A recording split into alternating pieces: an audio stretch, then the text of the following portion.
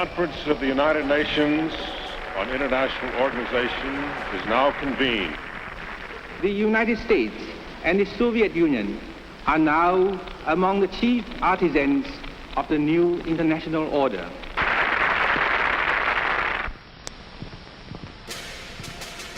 The very word secrecy is repugnant in a free and open society. Memorandum, dated 19th of June, 1964. Subject, Soviet research and development in the field of direction and control of human behavior. Current research indicates that the Soviets are attempting to develop a technology for controlling the development of behavioral patterns among the citizenry of the USSR in accordance with politically determined requirements of the system. And we are, as a people, inherently and historically opposed to secret societies, to secret oaths, and to secret proceedings. Shortly before his assassination, JFK had been warning about a system operating from the shadows. And there is very grave danger that an announced need for increased security will be seized upon by those anxious to expand its meaning to the very limits of official censorship and concealment. That I do not intend to permit to the extent that it's in my control. Repeating, President Kennedy has been shot by a would-be assassin in Dallas, Texas. Stay tuned to CBS News for further details. It takes more than an instant to make a real cup of coffee. Furthermore, the same technology can be applied to more sophisticated approaches to the coding of information for transmittal to the population targets in the battle for the minds of men. We must guard against the military-industrial complex. Now, in this experiment, this is the apparatus we use. Changes in behavior, changes in mental attitude. The transmitter changes the message into the signal. Did you ever consider what would have happened if any of these substances were given to, say, unwitting people? Research has become central, or by, or at the direction of the federal government. You know, up to now, I kept thinking that everything science did was good. Now I'm not so sure. We must also be alert to the equal and opposite danger that public policy could become the captive of a scientific, technological elite.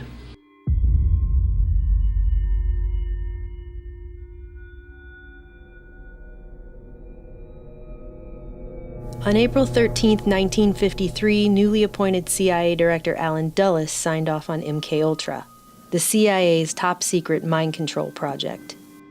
3 days before that, he gave a speech on the battle for men's minds to justify it.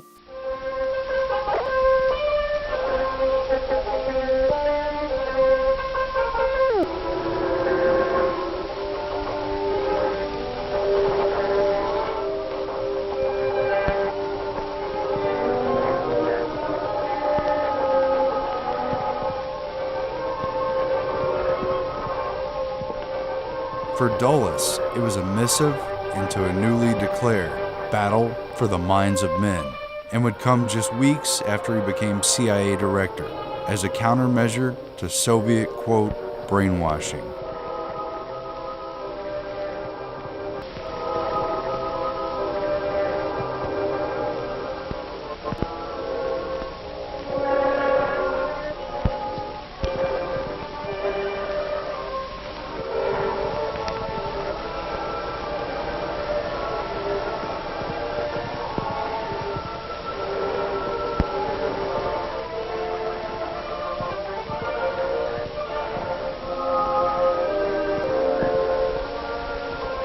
The speech effectively launched MKUltra and gave a plausible reason for the dark and disturbing research.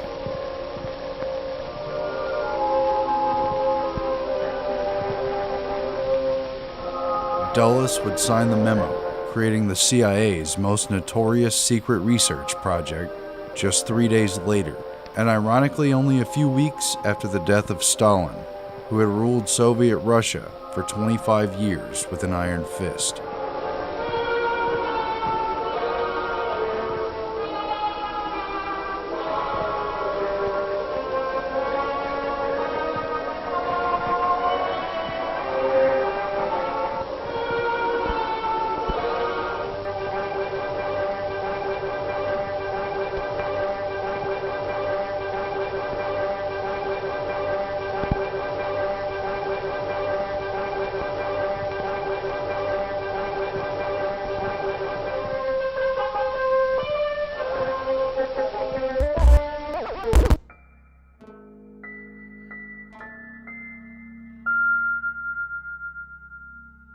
Super secret Project MK Ultra, as it was called, was carried out by the CIA from 1953 to 1964, and when it finally came to light during the Church Committee congressional investigations in 1975, it proved to be one of the most bizarre episodes in CIA history. It was often dismissed as a half-cocked effort of a paranoid Cold War spy agency. The public wouldn't even learn about the project's existence until the mid-70s. NBC News has new information on mind experiments done 20 years ago without the patient's knowledge, experiments funded by the CIA. Decision was made at the highest levels of the CIA to do testing on unwitting Americans. I hope I have a reasonable moral standard.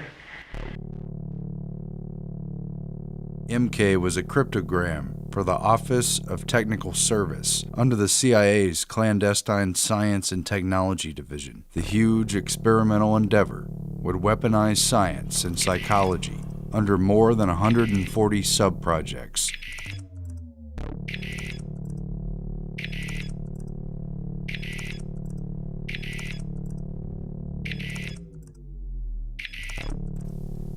But it was really about controlling human beings, both individually and en masse, in every way researchers could dream of.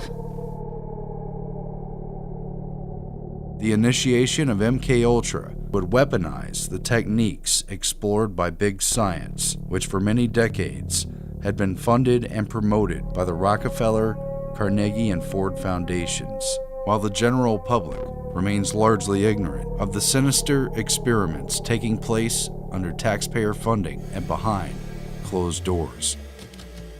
Soviet research on the pharmacological agents producing behavioral effects has consistently lagged about 5 years behind Western research.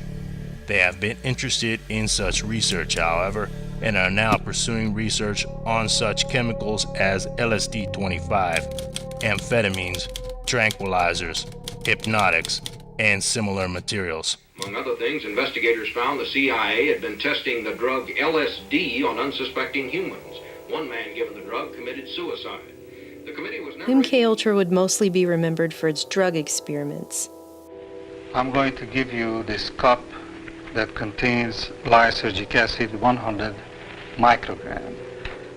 Will you drink it? That's acid.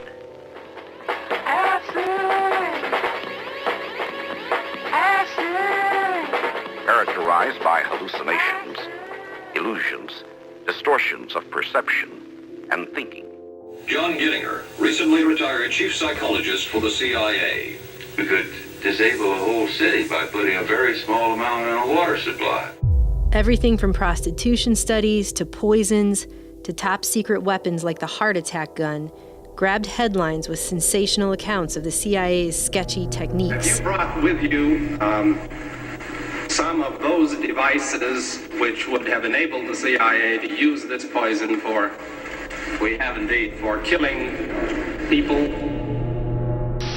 Good evening. The White House disclosed today that the CIA's drug testing program on unsuspecting Americans had been more extensive than the agency had admitted. CIA secretly funneled money through scores of research foundations, colleges, hospitals, and clinics including a $375,000 grant through the Geschichter Research Fund here in Washington. The complex and compartmentalized management of such a large project, through front groups and with the participation of countless agencies and institutions to carry out secret research, should be a testament to just how sophisticated and shadowy government science had become.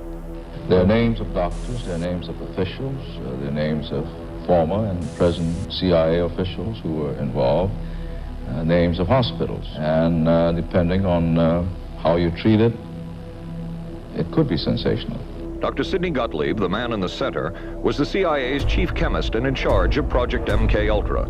Gottlieb, chief of the Technical Services Staff Chemical Division who signed off on each MK-Ultra sub-project, was given complete immunity in exchange for his testimony before Congress. In a recent deposition, Gottlieb conceded the CIA was interested in retrograde amnesia, or blanking out a period of time in a person's memory. Ultra involved hundreds of different drugs and substances, hypnosis, narco-hypnosis, sleep and sensory deprivation, and other behavior modification therapies.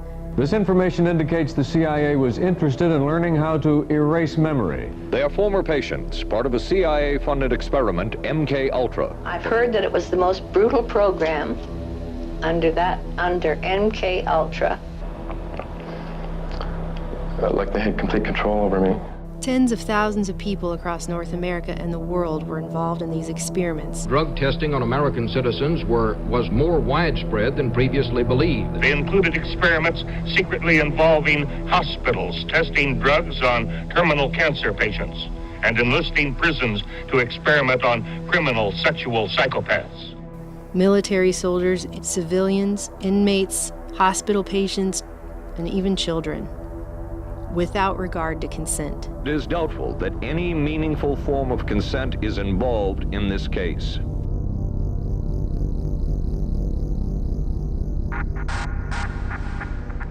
Virtually no aspect of potential control of human beings went untested. The work was done by the late Dr. Ewan Cameron.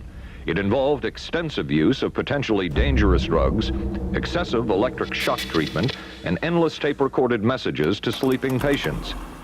Dr. Cameron wanted to erase, rewrite, and program the mind and the person with all new thoughts and behaviors.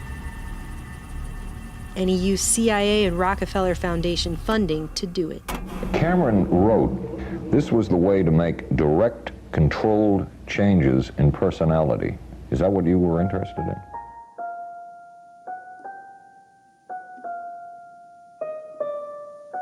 And it would say over and over again the actual words that the individual had said. And Dr.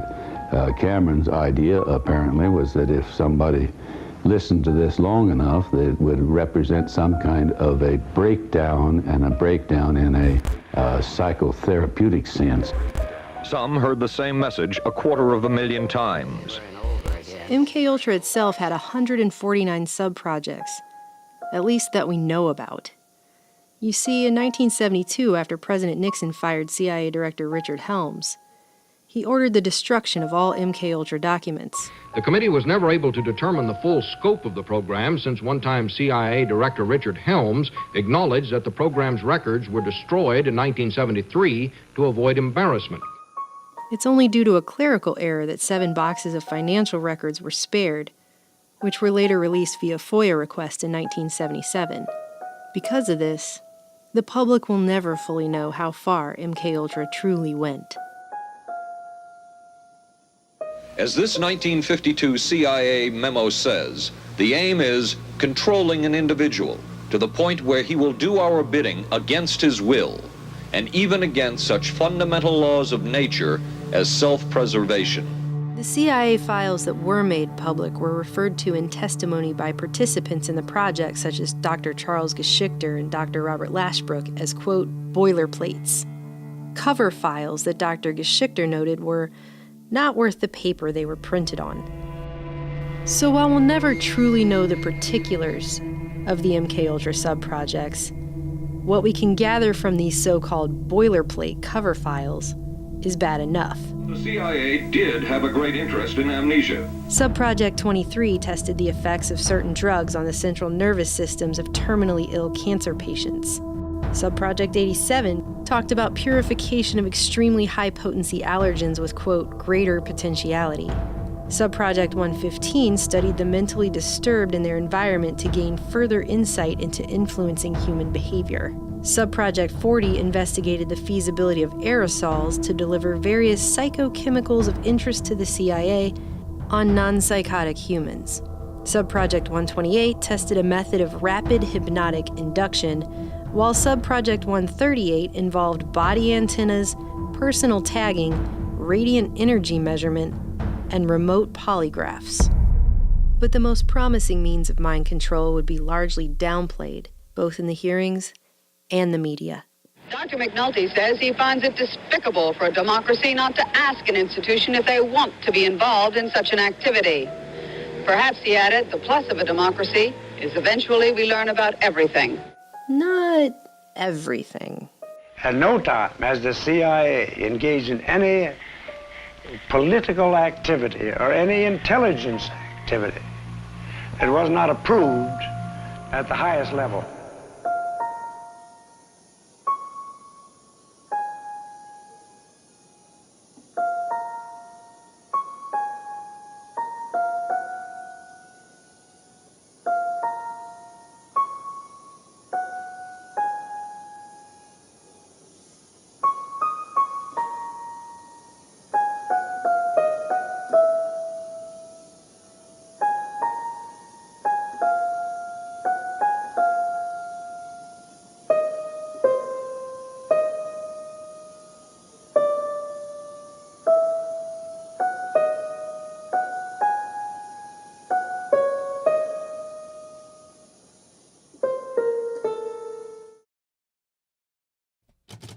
There are two major methods of altering or controlling human behavior.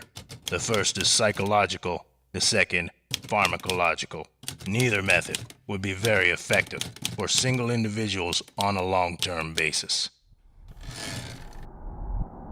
No trial, no jail time, no explanation beyond the CIA's need to create Manchurian candidates. Raymond. Yes, ma'am. Do you see the Red Queen? Yes, ma'am. Now here's what I want you to do. Key players given immunity, and the main bad guy, Ewan Cameron, vilified in the press. Pretty convenient to scapegoat him since he died a mysterious and untimely death hiking in the Adirondacks in 1967. Even the newspapers couldn't agree on whether it was a heart attack or an accident.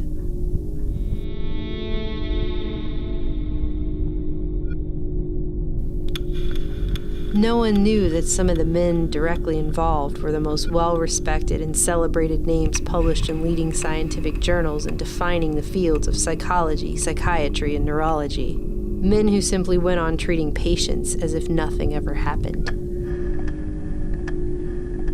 And no one fully grasped that MKUltra was simply a dark hallway in a much larger labyrinth.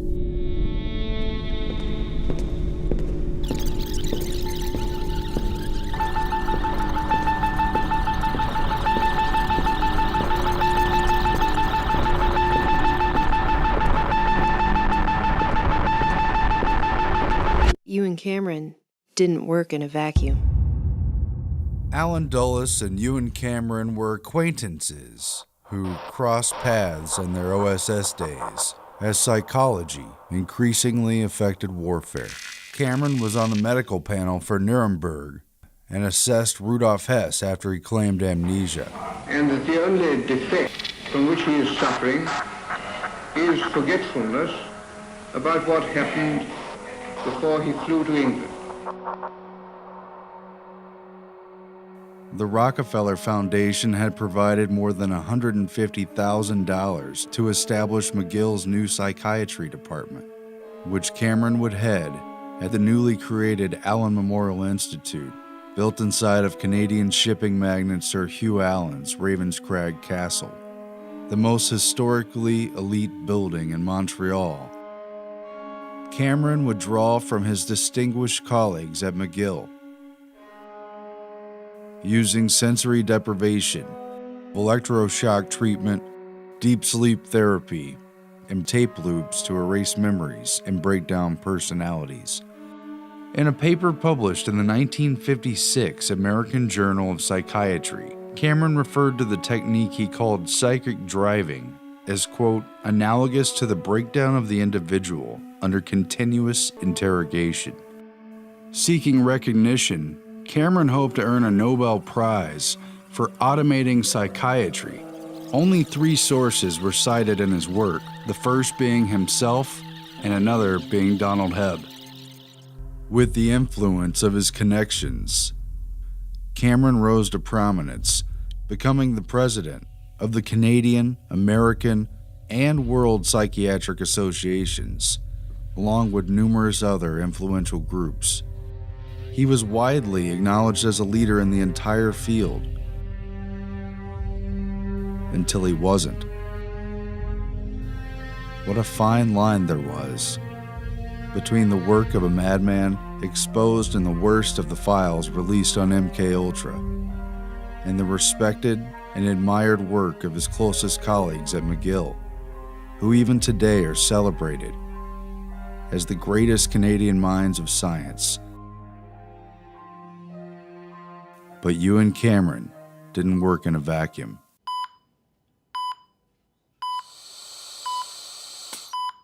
Stimulation at point 2, sensation in thumb and index finger, quivering, tingling. Point 3. I hear voices. It is late at night, around the carnival somewhere. 1934, Montreal, Canada, McGill University. Dr. Wilder Penfield had already mapped out much of the cerebral cortex by placing electrodes on the brains of his epileptic patients. Point 4. Some sort of traveling circus.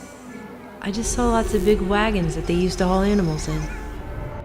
The Rockefeller Foundation spent more than $1.25 million to create McGill's Montreal Neurological Institute and recruited Penfield to head it after ruling out basing his controversial research in New York. The medical ethics differed slightly in Canada, and reforms of the 1930s emphasized the character and reputation of doctors over any legal burden on their conduct. To satisfy this, Dr. Penfield conducted, quote, treatments of last resort on only the most serious of epileptic patients. During my life as a brain surgeon, it has been necessary to operate on a good many men and women, good many hundreds, and to expose the brain under local anesthesia with the patient conscious. While simultaneously undergoing a study of the brain to make the price of open brain surgery worth it. If I stimulate again, a little lower down. That pencil-like instrument in his hand is an electrode. Each time he applies it to the patient's brain, a weak electric current stimulates that part of the brain. Point 7. Movement of the tongue. Point 8. Yes, I heard voices down along the river somewhere. A man's voice and a woman's voice calling. Nearly 2 decades earlier, Wilder Penfield had become Sir Sherrington's most distinguished pupil. Penfield trained at Oxford under a Rhodes Scholarship, who were known for recruiting top American students to become elite agents of global influence in their fields. It was Sherrington who introduced Penfield to neurology, and Penfield dedicated all his books to his mentor. Real legacy stuff. Point 11. I think I saw the river. One I was visiting when I was a child. This was experience from his earlier life. It has faded from his recollective memory. He claims in this way that he avoided outright experimentation. These are not experiments. Though few other labels could truthfully be put on his probings. Is it true that one does not feel pain in the brain itself? No, it doesn't hurt to stimulate the brain. Ready, on. I had a dream I wasn't here. I hear people coming in. I hear music now. An old song I heard on the radio. A funny little piece. These reenactments contained both visual and auditory elements in them. This was an incident of childhood which she could never have recalled without the aid of the stimulating electrode. You'll see how it evokes a body movement or a sensation. Ready? On. Buddy, did you feel anything? Yes, I did. What? I felt that my hand was numb. Electrical stimulation was carried out at 60 cycles, 2 millisecond pulses at 2 volts. Point 27. It is winter, and the wind is blowing outside, and I'm waiting for a train. Now, if I stimulate again, further forward. Ready? On. Neil. Left hand is shaking. Left wrist is twitching. Left wrist is twitching. He's awake through all this? He's awake through it all. Left wrist is twitching. He can tell the surgeon things that will be helpful to the surgeon in terms of this brain mapping. That's why he's kept awake. That's why he's kept awake. In that process, we have stumbled quite accidentally on the fact that there is recorded in the nerve cells of the human brain a complete record of the stream of consciousness. And Penfield identified their association with areas of the brain for motor movements, for speech, for memory, and other complex brain functions. I seemed to hear little voices then, the voices of people calling from building to building somewhere. I do not know where it is, but it's very familiar. They seem to be run-down buildings. He even found parts of the brain that stimulated auditory and visual hallucinations, and where dreams were stored, or at least stirred from. Dream is starting. There are a lot of people in the living room. One of them is my mother. It is a useful, practical procedure to stimulate the cortex electrically. The electrode recalled the smell of burnt toast in the woman's mind, which had seared into her memory during a key seizure. Dr. Penfield, I smell burnt toast. For this moment, Penfield was later dubbed the greatest living Canadian, even though he was American by birth and he only later took citizenship. The Canadian government even made a commercial about this scene to celebrate his life. We just called him the greatest Canadian alive. Penfield destroyed the associated part of the brain and she was, quote, cured. But not all patients were so lucky. A patient referred to as DT became speechless during the removal of a large portion of the dominant side of his brain and died of pneumonia a week later, withdrawn and unable to speak. Despite the deliberate destruction of the man's brain, Penfield somberly noted that the autopsy showed no obvious cause of the speechlessness or of his death. For Penfield, these risky experimental surgeries were worth it.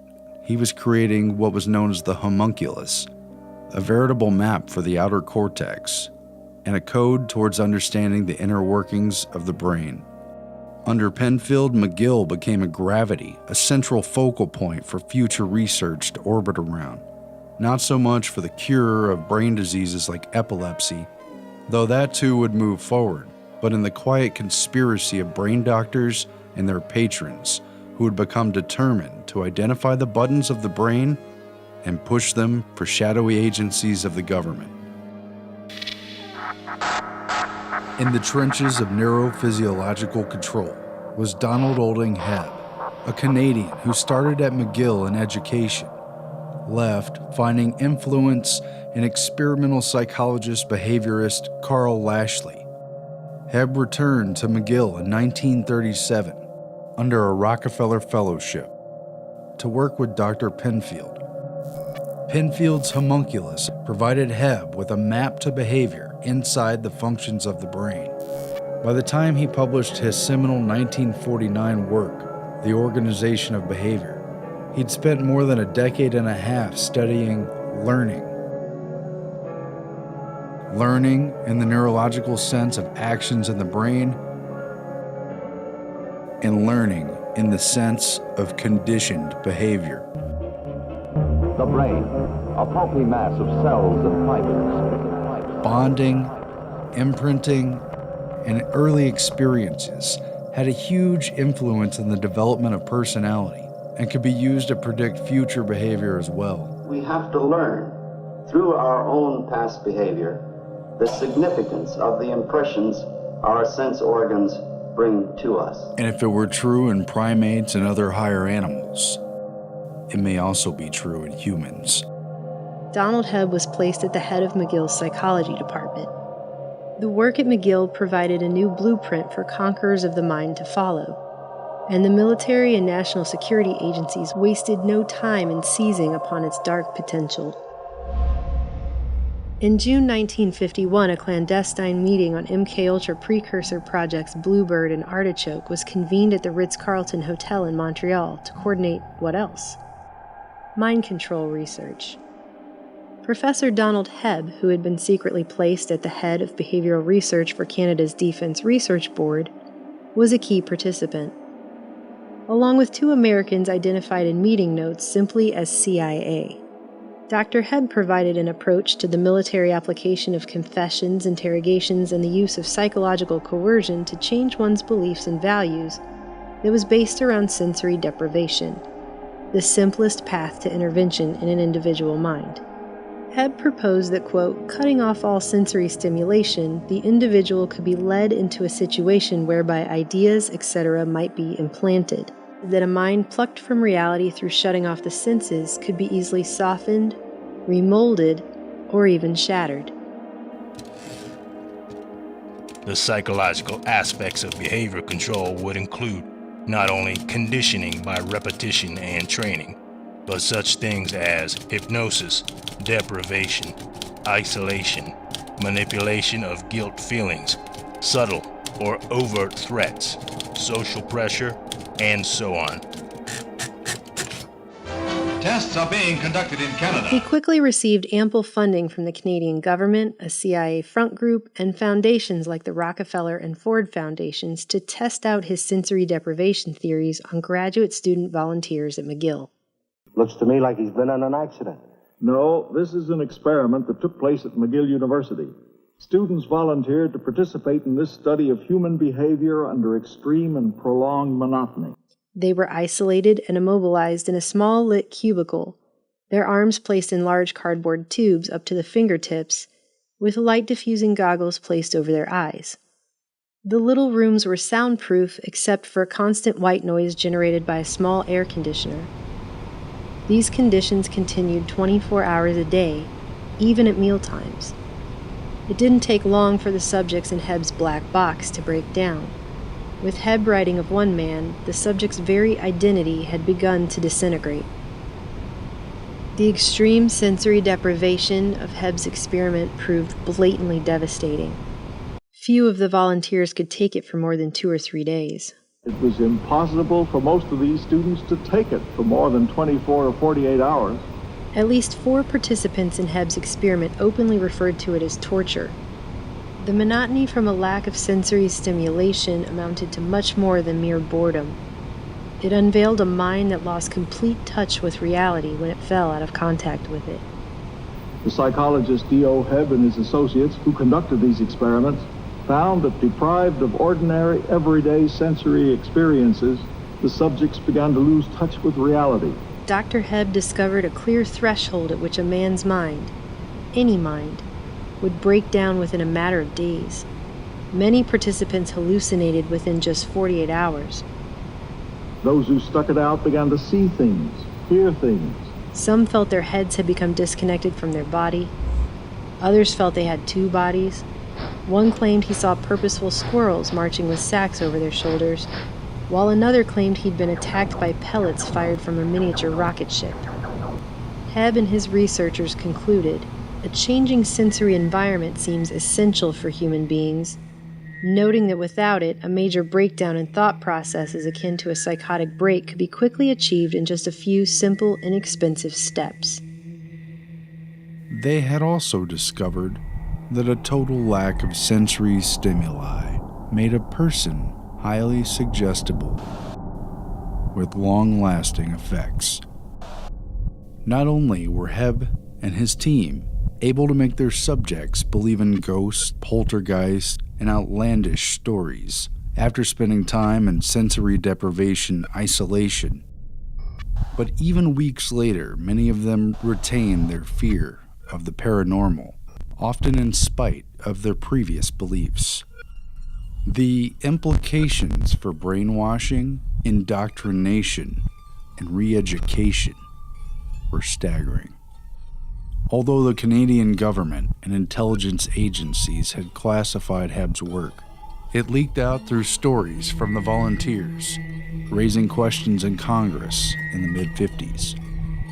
National Institutes of Health Director Robert Felix testified at a hearing that if you deprive someone of their senses for long enough, they will become totally disoriented in time and space and in their entire thought process. Without external stimuli, one is left in a closed circuit.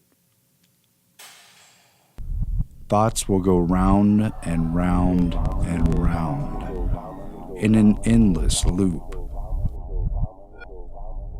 When the information is fed back in, and it's the only information available, what else could be the result?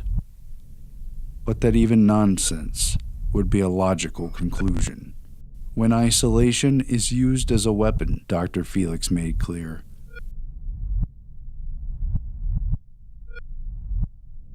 anyone could be broken down by this technique.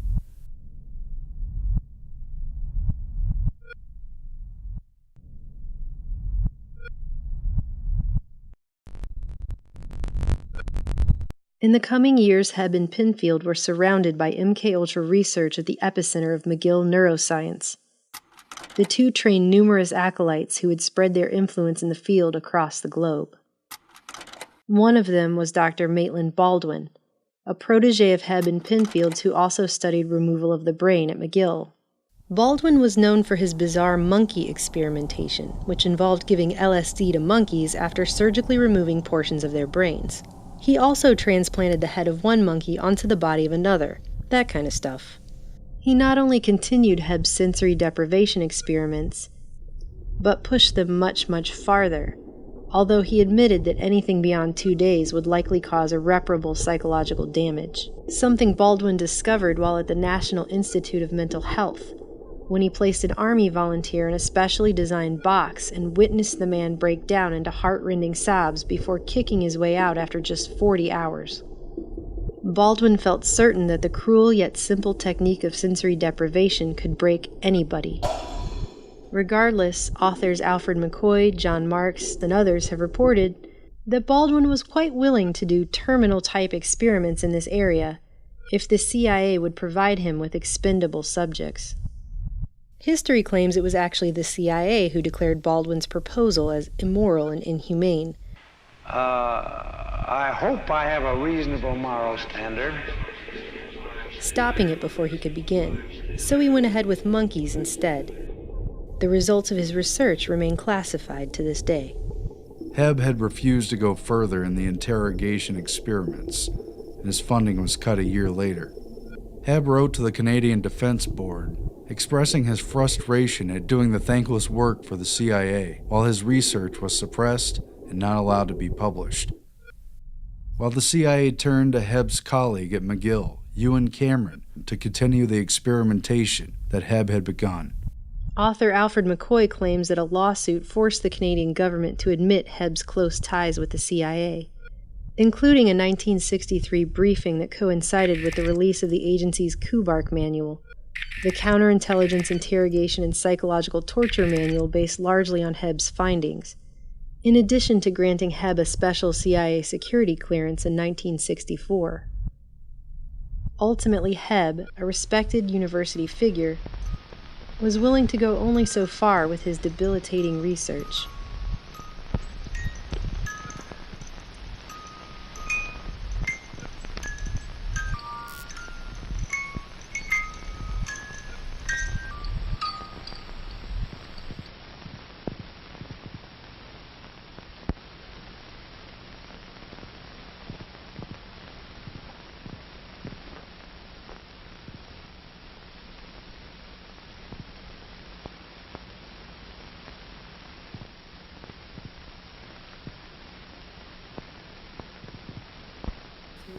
If the CIA was serious about pursuing behavior modification and mind control, then it would need a team of serious investigators to carry out scientific experiments regarding the very mechanisms underlying behavior itself, and thus the mind.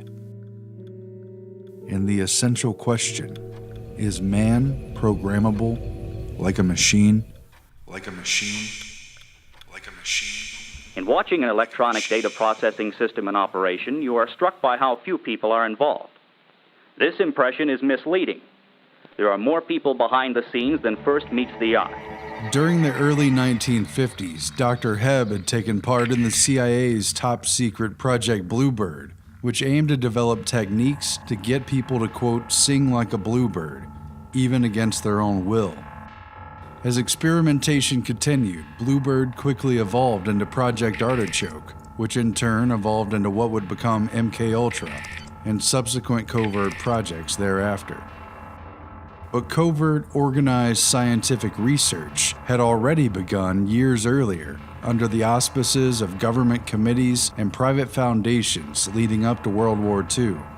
Early on, a number of social scientists, psychiatrists, and psychologists were tapped for the Presidential Advisory Committee for National Morale in order to advise the government and military on psychological warfare in anticipation of America's entrance into the war. The Morale Committee conducted in-depth research, much of it classified, into psychological operations and countering enemy propaganda, while ensuring the American public's support for the war through domestic propaganda. The committee also proposed secret research into methods of enhanced interrogation that could be used to make people talk against their will. Channeled through the Office of the Coordinator of Information is what came to be known as the TD, or Truth Drug Project. The Office of the Coordinator of Information would soon merge into the science-based Office of Strategic Services, or OSS, the clandestine wartime precursor to the CIA. These early truth drug experiments would be carried out in secret, but apparently with little success, under the cover that the OSS was attempting to find a cure for shell shock. Some of the newer trends in the USSR are as follows. A. The adoption of a multidisciplinary approach, integrating biological, social, and physical mathematical research in attempts to better understand and eventually to control human behavior in a manner consonant with national plans. But the computer continuously and instantly solves the problem and sends the answer to the guns as train and elevation orders. In May 1942, just a few weeks before the OSS was officially created, a small invitation-only meeting was held on, quote, cerebral inhibition that would change everything. It centered around two topics, hypnosis and the conditioned reflex. The Josiah Macy Jr. Foundation, a private philanthropy tied to the Rockefeller oil empire and later outed as a CIA front during the MK Ultra revelations in the 1970s, would host the meeting. Macy's Foundation president and neurologist Frank Fremont Smith, well connected to an inner core of elite scientific operatives, brought together a cross-disciplinary panel of ranking academics deeply meshed within both the scientific agenda of the major private foundations and the wartime intelligence effort to weaponize science in light of technological advances. Off the record, these people would discuss what could be done about the problem. Chairman Warren S. McCullough, a neurophysiologist at the University of Illinois' Neuropsychiatric Institute, who fancied himself an investigative philosopher of the nervous system in relation to human consciousness. Special stress is laid on a competent neurological examination. His cybernetic quest to understand the brain-mind problem would come to be known as second-order cybernetics. Anthropologist Margaret Mead and her husband, social scientist Gregory Bateson, members of the Morale Committee, who would quickly become OSS agents, using foundation and military grants to study cultures at a distance, break down psychology of groups, and design black propaganda. And their upstairs neighbor, Macy's Vice President Lawrence K. Frank, who directed the Rockefeller Foundation Child Development Program and influenced behaviorist changes in public schools that would lead to the federal Head Start program.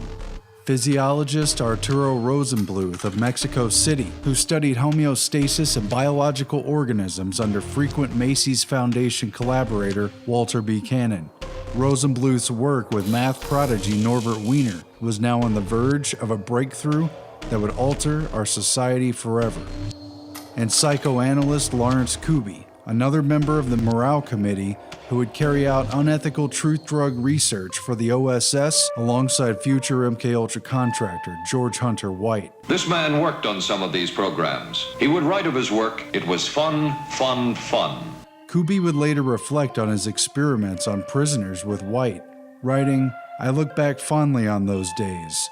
What great fun we had." Trained in psychiatry and later as an experimental neuropathologist at the elite Rockefeller Institute for Medical Research, Kuby studied under Penfield's mentor, Sir Sherrington at Oxford, where he developed a significant theory that neuroses escalate due to excitation waves that build up tension by cycling through closed loops in the nervous system. The leading topic at the 1942 Macy's Conference was the covert use of hypnosis, presented by FBI asset Milton H. Erickson, a pioneer of implanted hypnotic suggestion, who would later contract with both the OSS and CIA. I understand you've never been hypnotized. No. Close your eyes. Take a deep breath. Let it seem to you as if many minutes had passed, and you're beginning to learn to go into a trance.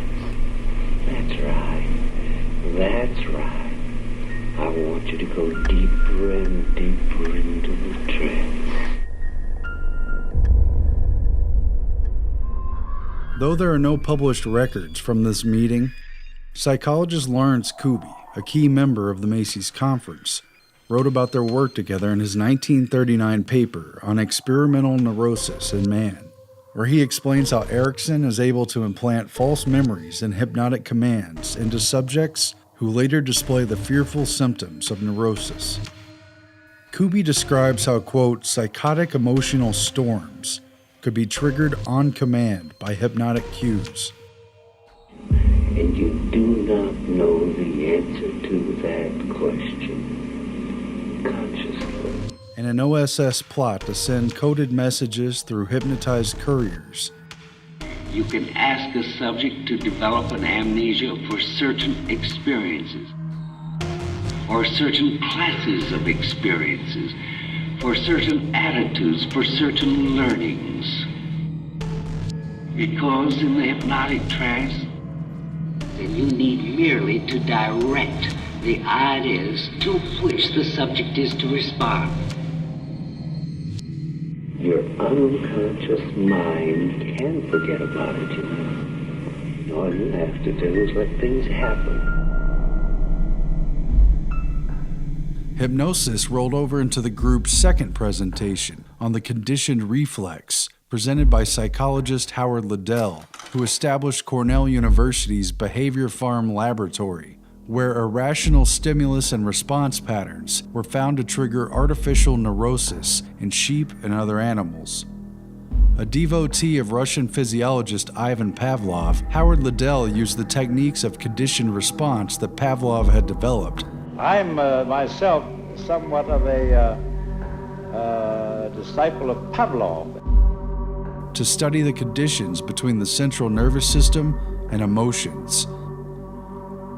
These experiments proved that motivations like hunger could be exploited, and the psychological response to stimulus, whether pain, fear, or reward, could be gamed to create experimentally induced neuroses, which is little different than torture. Like other Macy's attendees, Liddell had been recruited by the National Research Council, which had, with Macy's Foundation funding, formed a number of emergency committees, including a division of anthropology and psychology. It was in this spirit of marrying science and research to efforts in espionage that the meeting commenced. entangled in the secrecy and urgency of the war. If you are working in a defense-related area, your plant must be a strong island of vigilance amid the potential security threats on every spot in our nation's defense against the spy. But the most important conversation happened in the lunchroom when Arturo Rosenbluth told the other attendees about his work with math genius Norbert Wiener on so-called teleology and goal-seeking devices. As it turned out, the behavior of organisms and machines could be neatly and simply modeled around the feedback loop. Margaret Mead was so riveted that she chipped a tooth, though she didn't realize it until later. She said, recalling the meeting, it was 1942. When you really had the design of what needed to be done. Its members dispersed to tend to their roles of wartime scientific research, but the Macy's group would not end there. 10 more Macy's conferences were planned on what the group informally called the Man-Machine Project, a new science of control based largely on Norbert Wiener's work. During the First World War, Norbert Wiener studied artillery fire as a soldier and math expert with what was then primitive equipment. 1 to 4 bursts move along the course of your plane, keeping pace with you as the fire control instruments supply predicted firing data constantly. The target sighted, direction, angular height, and altitude readings are taken at several points along its course. By World War II, Norbert Wiener had automated anti-aircraft artillery fire, along with his partner, electrical engineer Julian Bigelow. The anti-aircraft gunner cannot rely on dead reckoning. His leading must be a careful mathematical calculation. It was one of the outstanding achievements of the war, improving accuracy to a science. Whether tracked by optical sight or by radar, the information is fed by electric cable to a director. And we now have the basic elements of a differential. This mechanical quiz kit digests the data and automatically computes the right lead. The other 2 parts then are inputs. The sum is 6 inches. It used automatic tracking systems that would make decisions or adjustments based on the feedback of changes in course, speed, or wind. So they will fire not at where the target is now, but at where it will be. It was all negative feedback, really. The calculus of the space of what hadn't quite happened yet, like a duck hunter. Wiener's goal-seeking machines would lead the target and time the intersection of the bird and the shot. The potential maneuvers are weighed and considered, then done or not done, like an arm extended to reach for a glass, moving exactly the distance needed in order to grasp it. Intricate activity in the nervous system carries out muscle contractions or muscle inhibitions countless times over, keeping the body on track to grab the water that the mind wants to drink. What if the brain worked like a computer? If so, could it be decoded and reprogrammed? You could see from this that if you knew when to make changes and what changes to make, you could continuously defeat the predictions.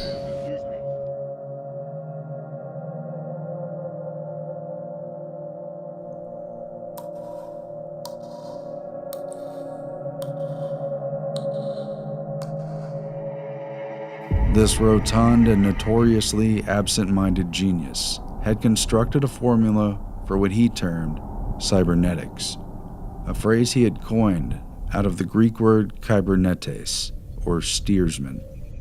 His 1948 book, underwritten by the Rockefeller Foundation and written primarily for trained scientists, summed up cybernetics as control and communication in the animal and the machine. Its popularity triggered the 1950 follow-up, The Human Use of Human Beings, Cybernetics and Society, dropping the heavy math that outlined a whole new era. Our first assignment was communication, maintaining the nerve system of the arsenal of democracy. Communication. It was during these interwar years and at a confidential meeting in Princeton that Warren McCullough in his words, began conspiring with Rosenbluth and Fremont Smith on the interdisciplinary meetings to follow. By the time the Macy's Conference reformed in March of 1946, they knew, in principle at least, that the brain and the computer had a common link in their operating systems. Both work through inputs and outputs, so interface should theoretically be possible. Now, technology from the war had provided a unique opportunity for researching these questions in practical terms. The outstanding feature, in addition to the interdisciplinary approach, is a new concern for mathematical approaches to an understanding of behavior. Particularly notable are attempts to use modern information theory, automata theory, and feedback concepts in interpreting the mechanisms by which the second signal system, i.e., speech and associated phenomena, affect human behavior. The first official Macy's Cybernetics Conference was held in March 1946, just a few months before the passage of the National Mental Health Act, which gave the federal government a new mandate, not just to treat, but prevent mental illness, establishing the National Institute of Mental Health. Known during the first 6 meetings by the longer title, Circular Causal and Feedback Mechanisms in Biological and Social Systems, these cybernetic conferences combine the innovators of the physical and biological sciences with those of the psychological and social sciences to tackle the, quote, comprehensive study of man. Thus, the core Macy's group expanded to include Norbert Wiener, an MIT mathematics professor and child prodigy who earned his PhD from Harvard at age 17 and studied under mathematician and political philosopher Lord Bertrand Russell, author of the seminal book establishing the modern rules of logic. John von Neumann, the Hungarian émigré and member of the Manhattan Project, who had become a pioneer of the digital computer, The electronic computer. and who used game theory to analyze Cold War strategic thinking. MIT mathematician Walter Pitts, Mathematics has been called the one universal language of mankind. who was self-taught in logic and co-authored several key papers on brain modeling with Warren McCullough. Raphael Lorente Deneau of the Rockefeller Institute of Medical Research, who had obsessively chronicled the action potentials of neurons and noted their compatibility with electronic and digital systems. German émigré and Gestalt psychologist Heinrich Kluwer, who studied visual perception, hallucinations, and mescaline as an experimental physiological psychologist, and was best known for Kluver-Bucy syndrome, a cognitive impairment triggered by surgically created brain lesions. German refugee and Gestalt psychologist Kurt Lewin, an OSS agent and director of MIT's Center for Group Dynamics, who was closely associated with the Frankfurt School and Tavistock Institute. Editor of the Macy's Conferences, second-order cybernetician Heinz von Forester ran the Pentagon-funded Biological Computer Laboratory at the University of Illinois. Born in Vienna and part of the infamous Vienna Circle, von Forester studied physics and conducted radar experiments for the Nazis and subsequently the Allied occupation. McCullough arranged for his academic position, permanent stay, and invitation to the Macy's Conference in 1949 after reading his work on the molecular basis of memory as a function of quantum mechanics. Along with these key participants were about a dozen other core members, as well as a handful of invited guests drawn from key positions of expertise. Macy's guests included OSS and CIA asset psychiatrist Harold Abramson, who worked on top-secret chemical warfare projects at Fort Detrick, some of which were co-sponsored by the Macy's Foundation itself, and who would run multiple MKUltra projects involving LSD experimentation. Dr. Abramson is also known for introducing LSD to many of the Macy's conference attendees, including Macy's president Frank Fremont Smith and Gregory Bateson. That's acid. The attendees gathered together for 2 days at the Beekman Hotel, today a white-glove luxury condominium on the Upper East Side of Manhattan. The posh neighborhood may have seemed like an unlikely location, but not only was it next door to the Macy's Foundation, it was also just a few blocks away from the Council on Foreign Relations, which Allen Dulles had led for decades, and from the Rockefeller Institute for Medical Research and Cornell Medical College, where Project MKUltra research funds were channeled into the Human Ecology Fund. Rather than be based out of Washington, D.C., the wartime OSS operated out of its headquarters in room 3603 of Rockefeller Center, working side by side with Britain's MI6 and in the same building as the Rockefeller Foundation.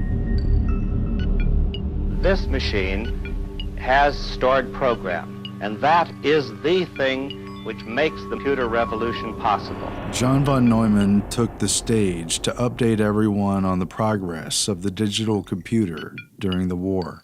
The immense strides in computer technology that were spurred by von Neumann's work. It was now ready for the next stage of exploitation. The system calls for the key to be either up or down. The code calls for a dot or a dash. Norbert Wiener's cybernetic concept held the key as to what they should do with the digital computers they had developed. The method and the signal are such that they must be fed to the transmitter in a series of positive decisions. It fused together the working principles of the biological organism, looping systems that maintained equilibrium. Its maintenance is automatic and seeks to balance any disturbances. Wiener, Rosenbluth, and Bigelow presented the ideas of their paper, Behavior, Teleology, and Purpose. It was written in 1943, but couldn't be published until 1947 due to secrecy. They had a universal mechanism to create goal-seeking behavior that made machines and even people basically programmable. On the influence of a feedback system, Wiener stated, "The existing natural reflexes are essentially part of the same mechanism that can inform all purposeful activity in automata. One need merely supply a circuit with receptors and effectors. Then they become goal-seeking devices." Conference Chairman Warren McCullough had taken things a step further, showing how the operation of the human brain can be represented by on and off electric switching devices.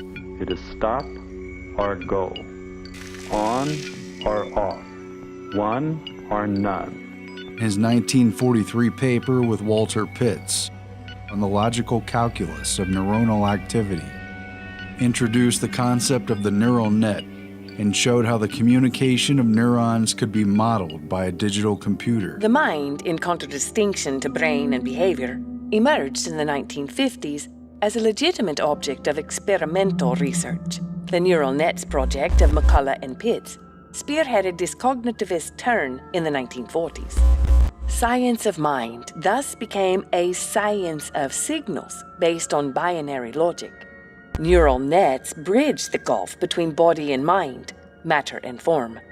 The comparisons between the central nervous system as an electronic machine and the digital computer as an artificial brain boiled down to questions of logic, mathematics, and the very nature of reality itself. Very simply, in the first place, I wanted to find out what was going in the brain. For McCullough, it was always an esoteric quest to find the nature of reality in quantifiable and technical terms. Head of the Department of Cybernetics at MIT, psychologist, psychiatrist, neurophysiologist, engineer, mathematician, an American, a confirmed eccentric, a genuine Renaissance man. The first answers to his questions came during the tail end of World War I. Yale's wartime ROTC training instructor in chemical warfare was none other than Professor Bertram Borden Boltwood, head of the chemistry department and an expert in chemical warfare. Boltwood, who'd come from a wealthy family of skull and bones initiates, was on the front lines of discovering the inner world of the atom, and the first to discover evidence of radioactive decay of uranium in lead. A chosen initiate, Professor Boltwood invited young McCullough to his home to discuss the hidden history of science from its mysterious beginnings. It was just before the Great War ended that he invited me to his home for an uninterrupted talk. He complained to me of his increasing forgetfulness and asked me to spend one evening, 5 p.m. to 5 a.m., with him to illuminate the larger picture. He grabbed me by the hands and intently revealed to me the hidden history of science from its mysterious beginnings.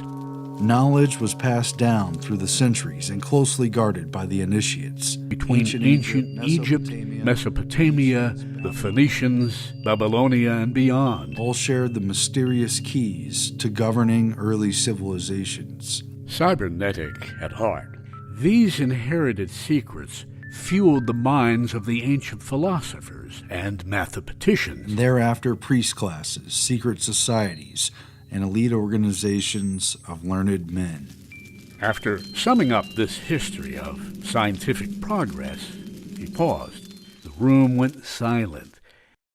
And he said, if you want to get behind the fake explanation of how our world comes to be as it is, then you must find the facts for yourself and accept nothing in addition but logic and mathematics. In an interview years later with counterculture icon Stuart Brand, Margaret Mead and Gregory Bateson admitted that McCullough constructed the meetings around a, quote, grand design, shaping who would speak and in what order over a 5-year period. When Brand asked Bateson what McCullough's grand strategy was, Bateson simply replied, "Who knows?" What was the common code between the communication of the nervous system and the computer's binary processing language?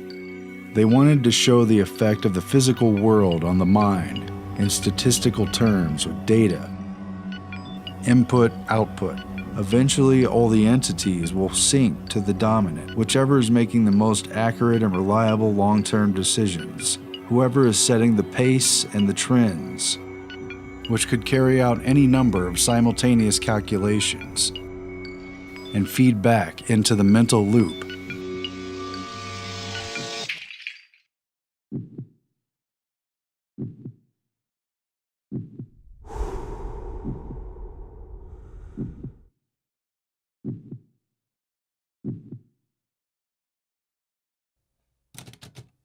Implied by this research was the hope for a technology for controlling behavior via the second signal system, using information inputs as causative agents rather than chemical agents, electrodes, or other more exotic techniques applicable perhaps to individuals rather than groups.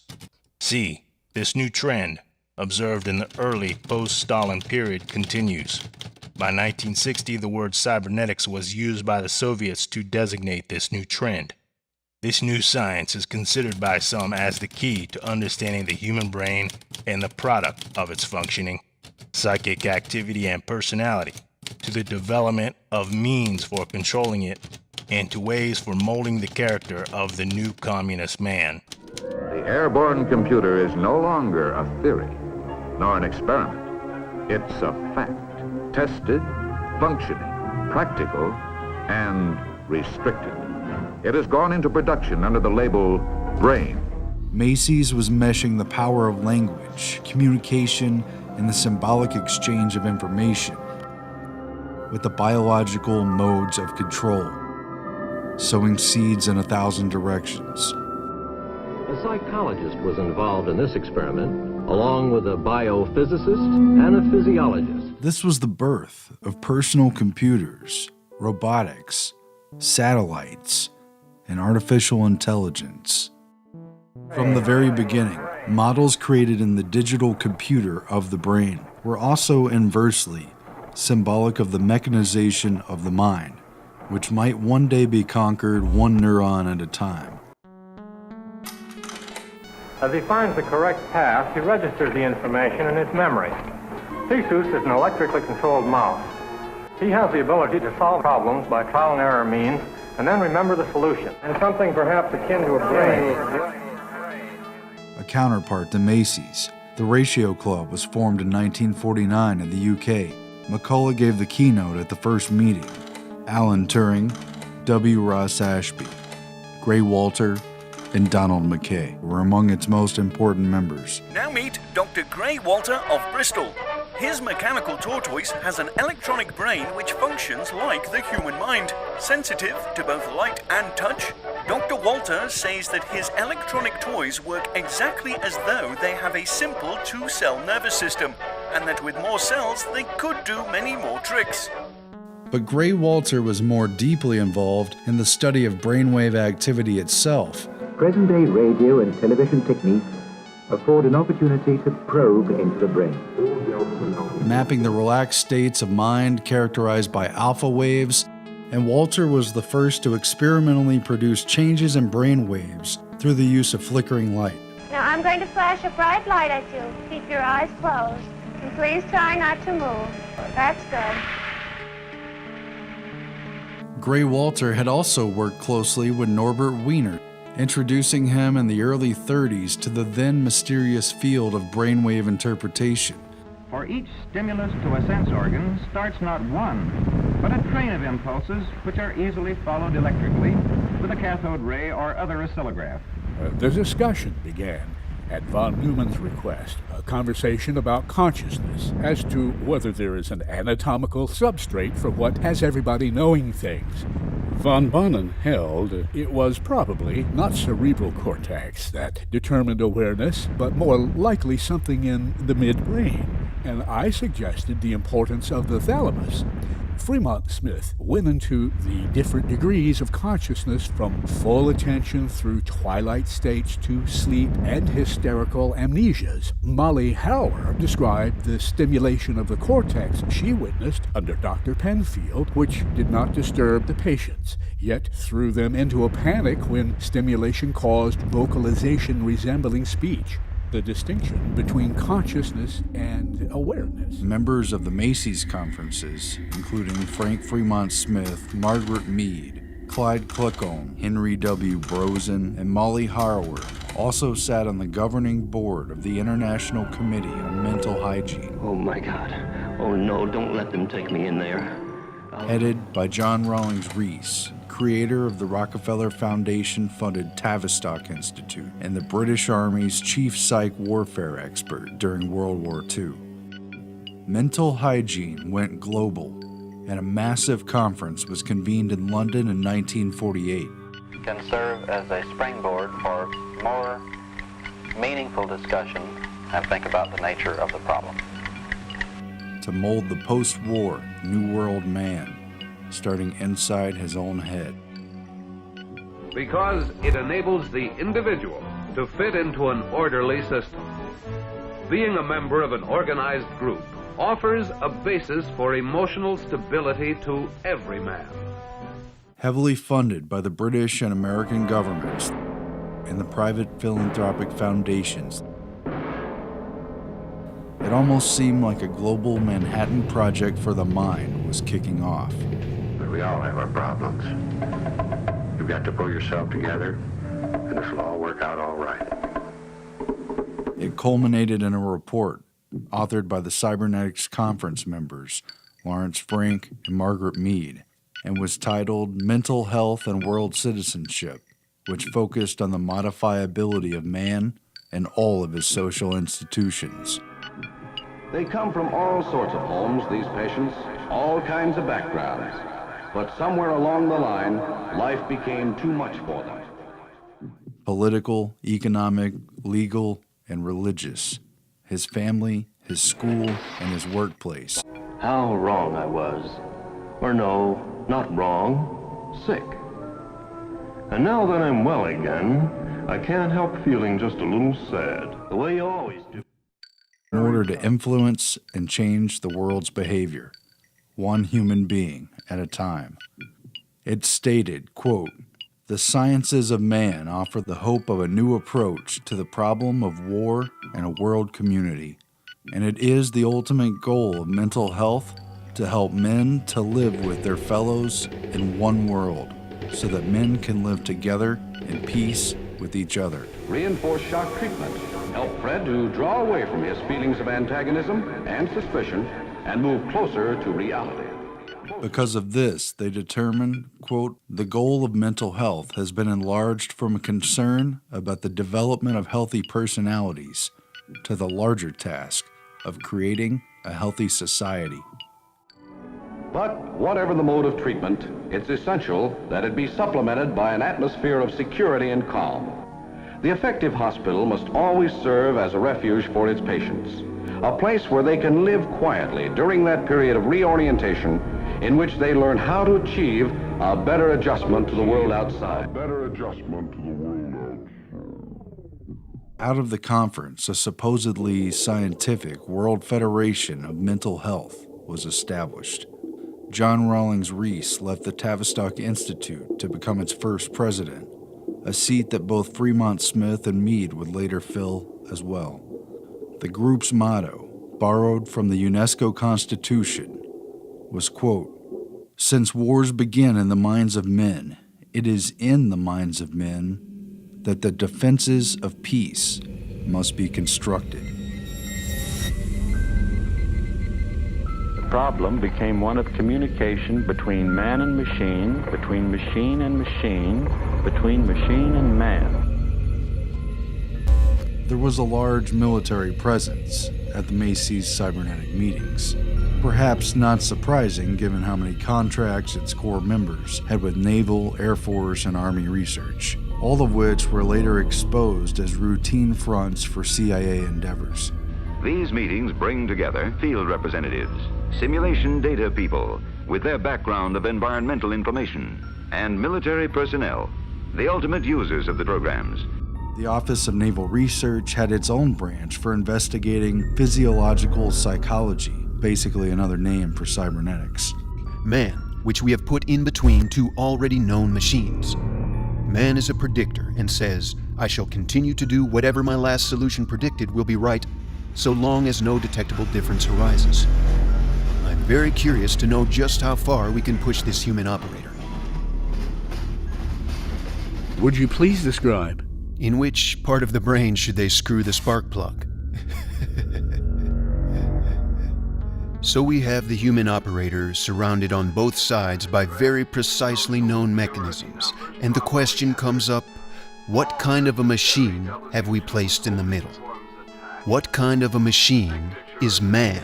The needs that power the human machine, that influence human behavior. Let's take a man. Any man. Man, the maker. Tools would give him control over his own world, organization, and extension, using strategy for dominance and survival. You see, in the chain, the end man sends a message and then he has nothing else to do. He merely waits for the answer to come back. Man splits into groups, tribes, cults of information, and behavior propagated through rituals. The number of messages sent, of course, correlates highly with where you are in the group. Clusters of knowledge, careful note of mysteries and breakthroughs, spilling forth in useful language, not open source, but guarded secrets of power. If we play this game on paper, we get almost exactly the operation one gets with an actual group. The modification of the synapse. Neurons that fire together, wire together. Hebb proved that. I would like to follow that remark. When we were talking this morning, von Neumann was saying that the brain could not be an analog calculating machine, but must be a digital one. A machine with an analogic part and a digital part. So the analog part is able to create analogies that mirror observed actions in human beings with whom we communicate. Such a device may also use data from previous experience to predict the future. A tapestry woven from the memories of past sensations. What I can't tell where this is depends on where you want to. Curiouser and curiouser. What kind of place is this? What I see when I look at you is, in fact, my image of you. Or you see your image of me. The how of using our senses is a deeply concealed body of knowledge. Very few people seem to realize the enormous theoretical power of this distinction between what I see and what is actually out there. Most assume that they see what they look at, but the map is not the territory. What gets from the territory to the map, i.e., from the outside world to the brain, is news of difference, motion for instance. If there is no difference in the territory, there's nothing to say on the map. After creating his neural nets model with pits, the McCullough's MIT team would write what the frog's eye tells the brain: perception. Our brains translated and converted analog symbols embedded in our sense receptors into digital data in our brain. It isn't reality that we see, but rods and cones interpreting the shapes and shadows and colors of the real world. For frogs, it meant an eye trained to see primarily flies and bugs, a worldview that was easily tricked and fooled by forms and puppets and other forgeries. Human senses were tricked by many things in the labs, along with practically every other animal species that had been tested. Why do the two heads seem to change size? Answer, the windows are distorted. Plato's famous allegory of the cave. Reality is nothing more than shadow puppets projected on the cave walls. It goes all the way around. It's an optical illusion. But even though you tell me, my eyes still won't believe it. When you run circles around the military's technologically driven future, the nerves of the Army and Navy and Air Force, the communication networks of signals and intercepts of planes, tanks, boats, missiles, and torpedoes, when you run circles around the whole of human society and its various cycles of influence and modification, and when you run circles around the individual, circles around the problem of the machine and man himself. And once you go around and around the problem of feedback and the cycles of behavior, the responses of Pavlovian conditioning, perception, and reality, in the end, the whole of man can be controlled through his dependence on his environment.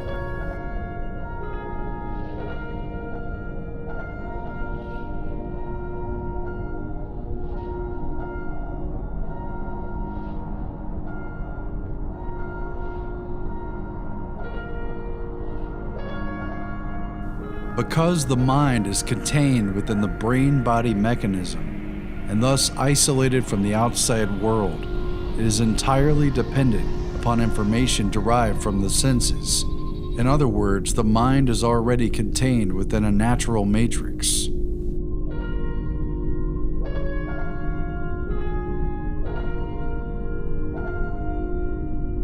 Focused on communication, their main purpose of indicating to what extent science suffers from the babble of its many tongues, and hence how necessary it is for us to learn to speak again to one another.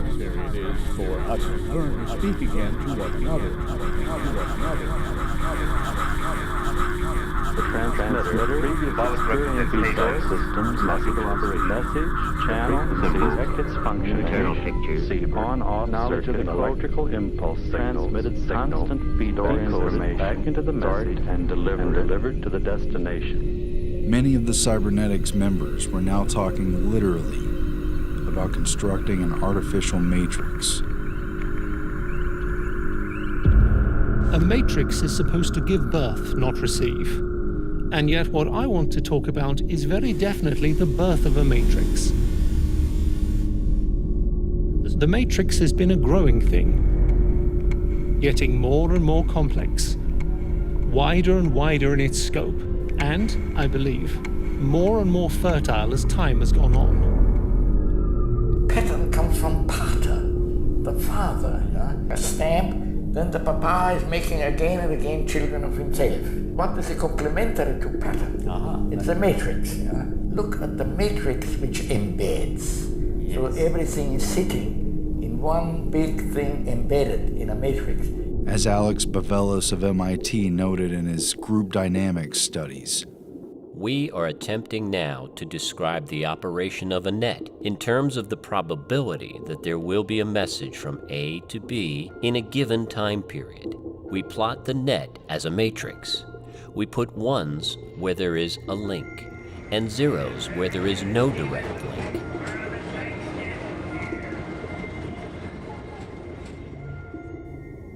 At stake was the unveiling of an entirely new paradigm, one which encompassed a holistic view of control that could potentially govern the world and the mind. The system they came up with required that individuals and society be placed in a common communications network. The eye of the beholder sees a strange new technology. It all centered around man-computer symbiosis. Things are going to be considerably better for a lot of people when and if we ever get changed over to an essentially electronic base. As this network evolved, the internet developed into an artificial nervous system. Like other Macy's attendees, J.C.R. Licklider had been activated by wartime research. His experiments in modeling the human brain with psychoacoustic factors at Harvard overlapped with secretive contract work that revolved around how the human nervous system reacted to electronic stimuli. Behavior tied to appetite was couched in the same terms as that for self-steering torpedoes and self-training guns. Like so many computers, machines, and other controllable factors, man could be placed in a technical loop and his behavior modified. Yes, I see. Do go on. A psychologist and computer scientist, Licklider embodied the connection between cybernetics and Cold War air defense, which was largely based out of Boston and MIT.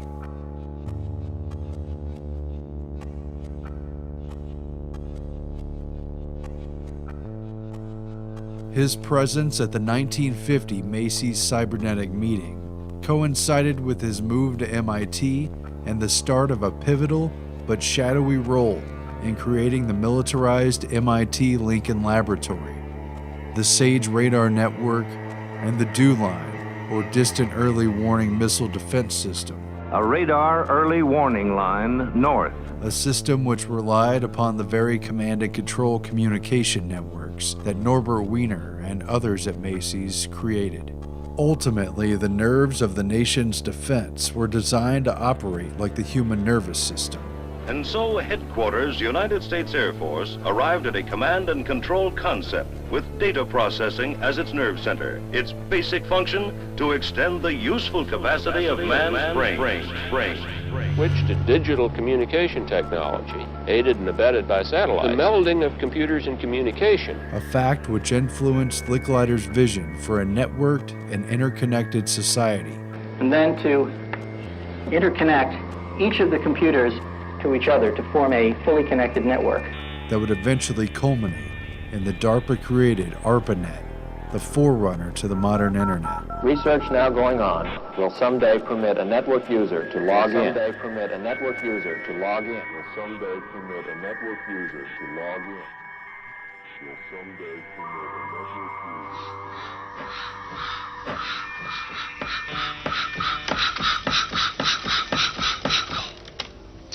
The important thing to realize about systems is how they are controlled. And we must get rid of any notion straight away that control is something imposed on the system from outside. It has to be built into it. Let's see how the mechanism works. You see it lifting here, transmitting the message along here, lifting that cam up here, and then shutting off a valve there. That is built into the system. It's called feedback, and feedback is ubiquitous in control systems.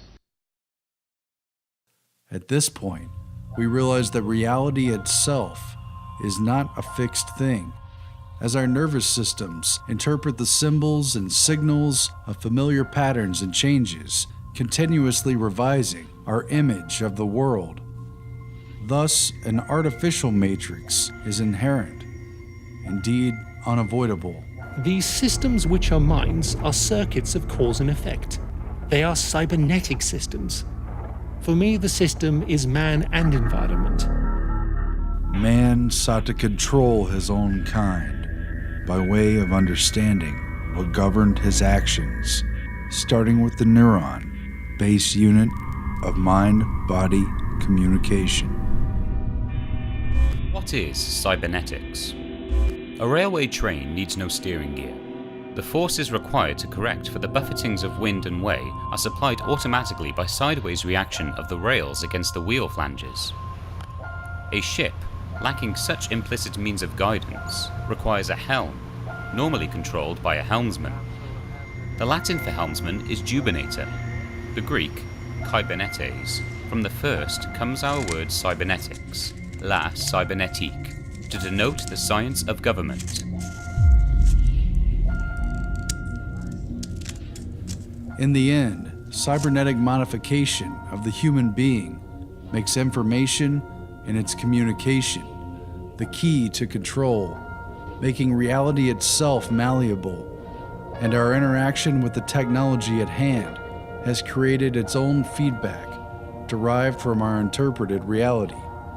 The world about us is accessible only through a nervous system, and that our information concerning it is confined to what limited information the nervous system can transmit. As this technology captures, measures, and analyzes the world around us, man is programmed and reprogrammed through continuous updates provided by this intermediary.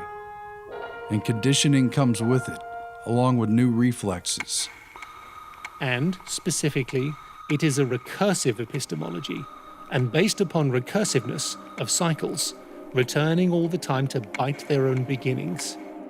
Cybernetics programmed in the same base human language, self-reflexive cycles, feedback and adaptation. Our very essence is conflicted with the environment and yet dependent upon interacting within it.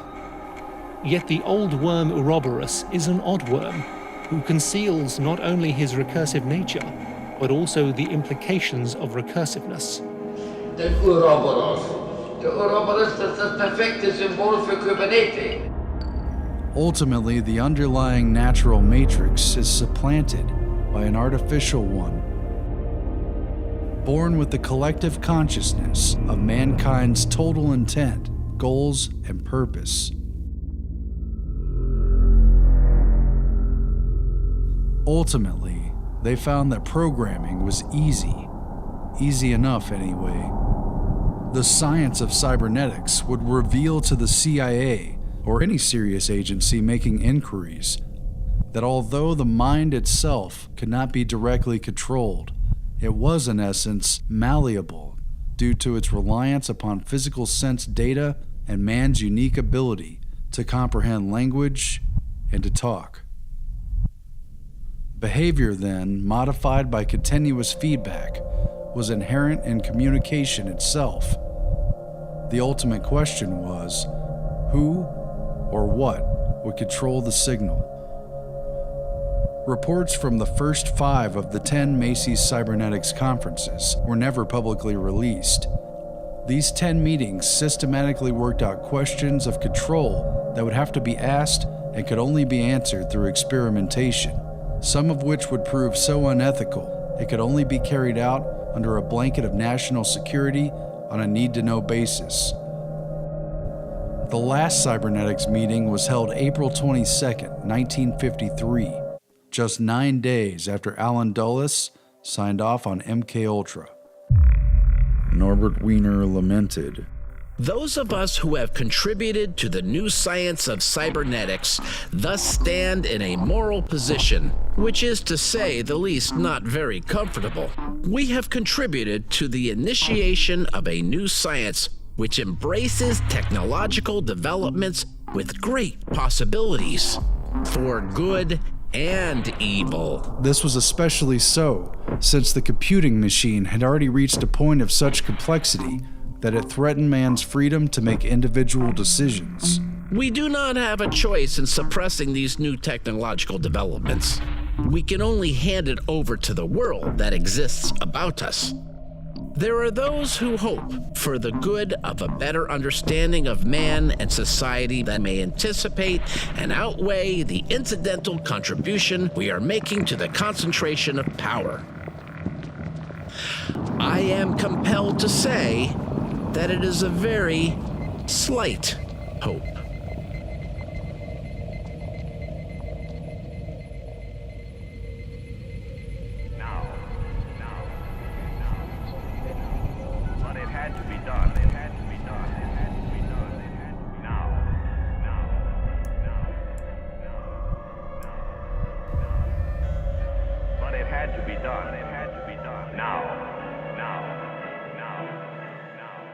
The speed of military and technological development in our century leaves no margin for guesswork, no time for the leisurely trial and error of yesterday.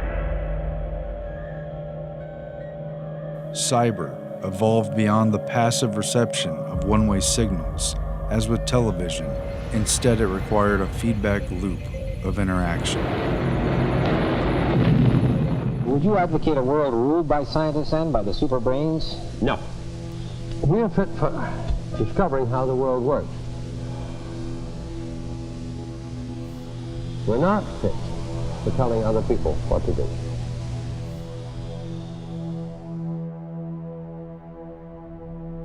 At a conference in 1968, shortly before his death, Warren McCullough remarked, "Man, to my mind, is about the nastiest, most destructive of all the animals.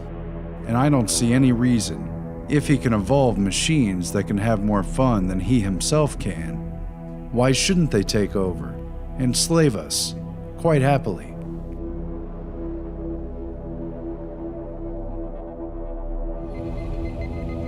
We used to argue about whether a computer can think. The answer is no.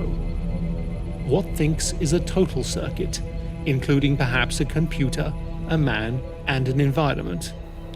If you could control the environment, control the environment, the environment, the environment, the environment, the environment, the environment. All of the circumstances to which the individual must react to the environment in which he lives.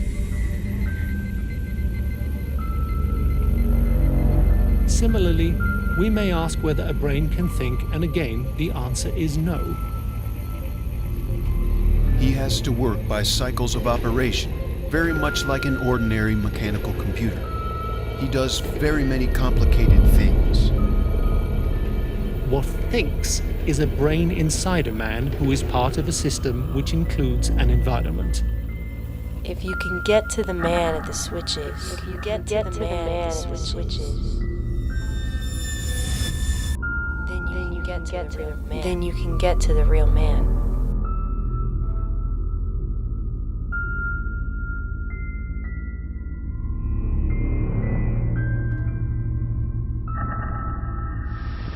Scientists are not interested in controlling other people.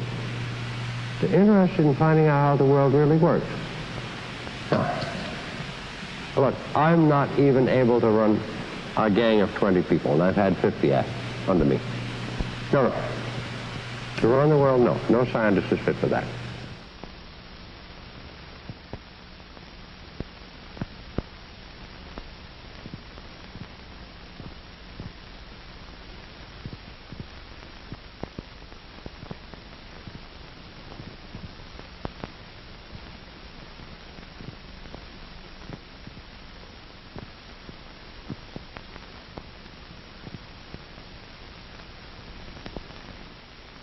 As one Soviet author puts it, cybernetics can be used in molding of a child's character, the inculcation of knowledge and techniques, the amassing of experience, the establishment of social behavior patterns, all functions which can be summarized as control of the growth process of the individual.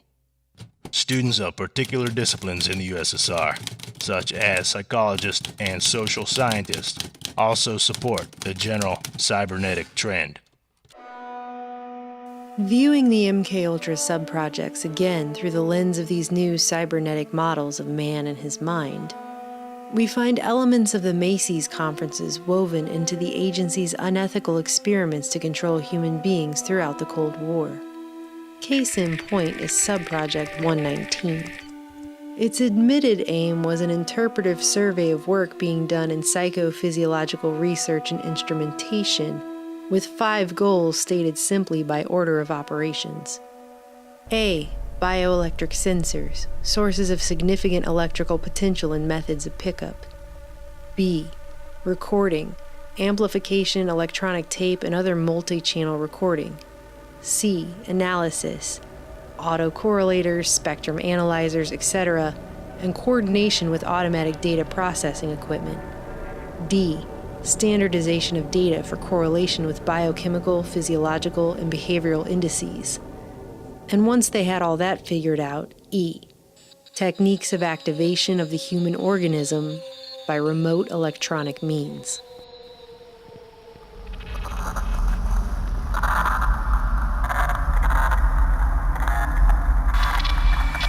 Time revealed the principal on Subproject 119 was Dr. Saul B. Sells, who moved to Texas Christian University after spending a decade with the Air Force School of Aviation Medicine at Randolph Field and working as a statistician for the government during World War II. Sells specialized in crunching data to extract patterns and insights about behavior. Founding the Institute of Behavior Research at TCU, he tabulated the importance of hundreds of factors and environmental conditions that trigger man's predictive behavior. Along with the Air Force and NASA, Sells spent decades quietly carrying out various research projects for the Office of Naval Research, which even sponsored a symposium at TCU with Sells and fellow MKUltra-funded researcher Muzaffar Sharif on the stimulus determinants of behavior in 1961. One of Sells' first projects at TCU in 1959 was to send a proposal to the CIA regarding psychophysiological research to investigate electrical signals from the human brain and other systems, and the development of a more advanced multi-channel electronic analyzer to interpret those signals. The CIA responded to these objectives, which it discussed at some length with Sells before appointing him as a supposedly unwitting participant in charge of MKUltra Subproject 119. The work lasted almost 6 years through 1965 and was funneled through the Society for the Investigation of Human Ecology, later exposed as a CIA front run by Harold G. Wolff and Lawrence Hinkle out of Cornell Medical Institute, right across the street from the Rockefeller Institute for Medical Research on the Upper East Side of Manhattan. Okay, this is their perception of it, if I could No, just continue. it wasn't their perception of it either. No, it wasn't. Dangerous to his being, contrary to any previous consciously expressed intentions and interests, contrary to the good of the individual, and subversive to the goals for which he is consciously working. I understand all this talk. But the situation was, you see, those things were never done because of wise people on both sides. We not able to do this nor interested in it. They were, though. Some of the low-level people were, but the high-level people were not, to tell you the truth. The bioelectronics directories the CIA commissioned Sells to compile included a detailed Rolodex of invasive neurological research projects at countless institutions, being carried out by countless professionals. And yet the names that come up again and again reveal what a small world it really is. Not to mention multiple scientists who were later exposed as running their own MKUltra subprojects.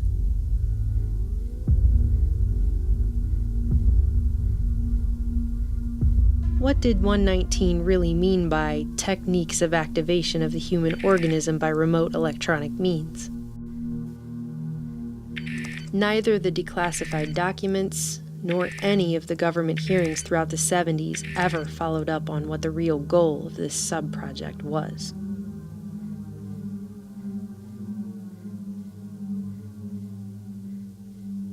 Dr. Jose Delgado is a good place to start. His name appears at least a dozen times in Saul Sells' bioelectronic directories.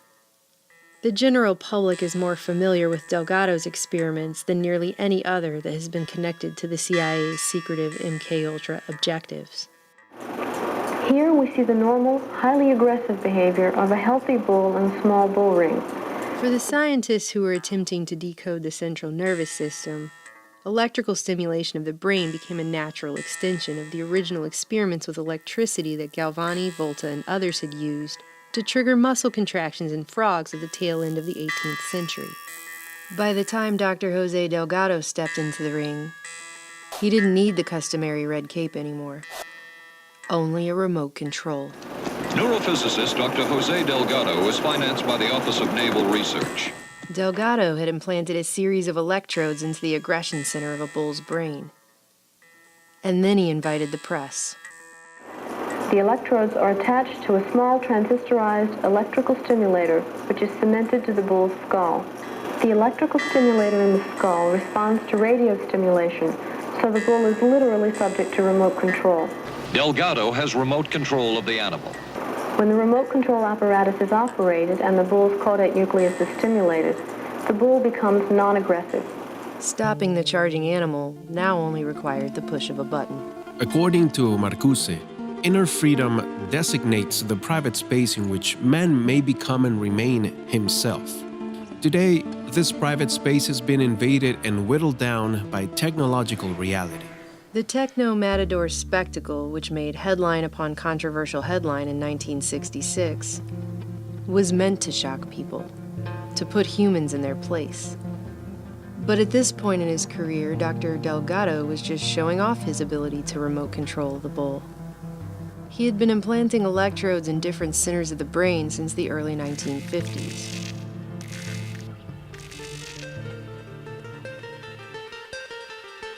By demonstrating that he could turn a bull on and off like a toy, in what observers could have been forgiven for mistaking as high-tech voodoo, Delgado apparently fancied himself the ultimate matador.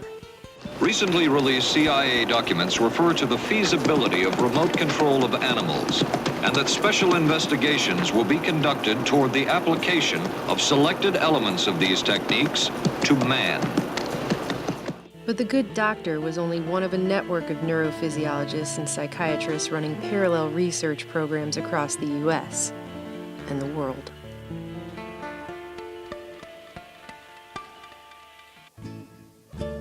Cybernetician Warren McCullough was also among the earliest pioneers of deep electrode stimulation in the 30s at the Yale Laboratory of Neurophysiology, establishing the profound connection between the thalamus buried inside the brain and the outer sensory cortex that Wilder Penfield first explored.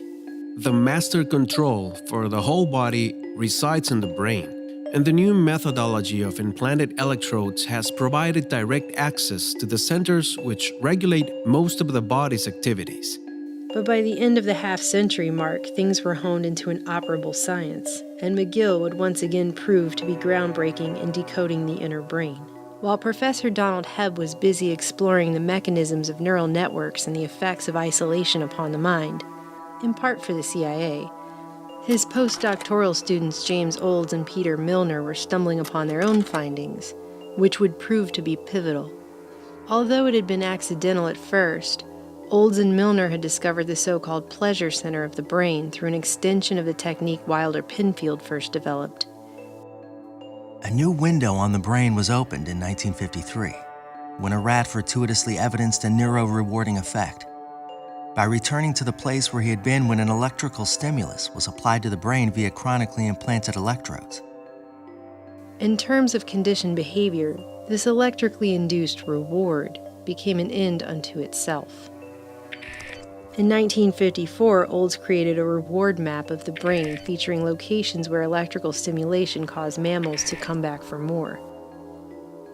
The reward map held true for rats, cats, monkeys, and humans. By 1961, James Olds, who'd been attending Macy's sister conferences on the central nervous system during the late 50s alongside Frank Fremont Smith, Howard Liddell, and other cybernetics acolytes, made history after he implanted an electrode into the pleasure center of a lab rat's brain and conditioned it to trigger its own self-satisfying electrical stimulation. This is a device which trains the animal to turn on the stimulus for himself. Here you notice the animal wandering toward the pedal. When he first touches it, he gets no stimulation. It's not connected yet. By pressing a simple lever. Then one time he touches the pedal, it does turn on the stimulation. You can see the lights go on.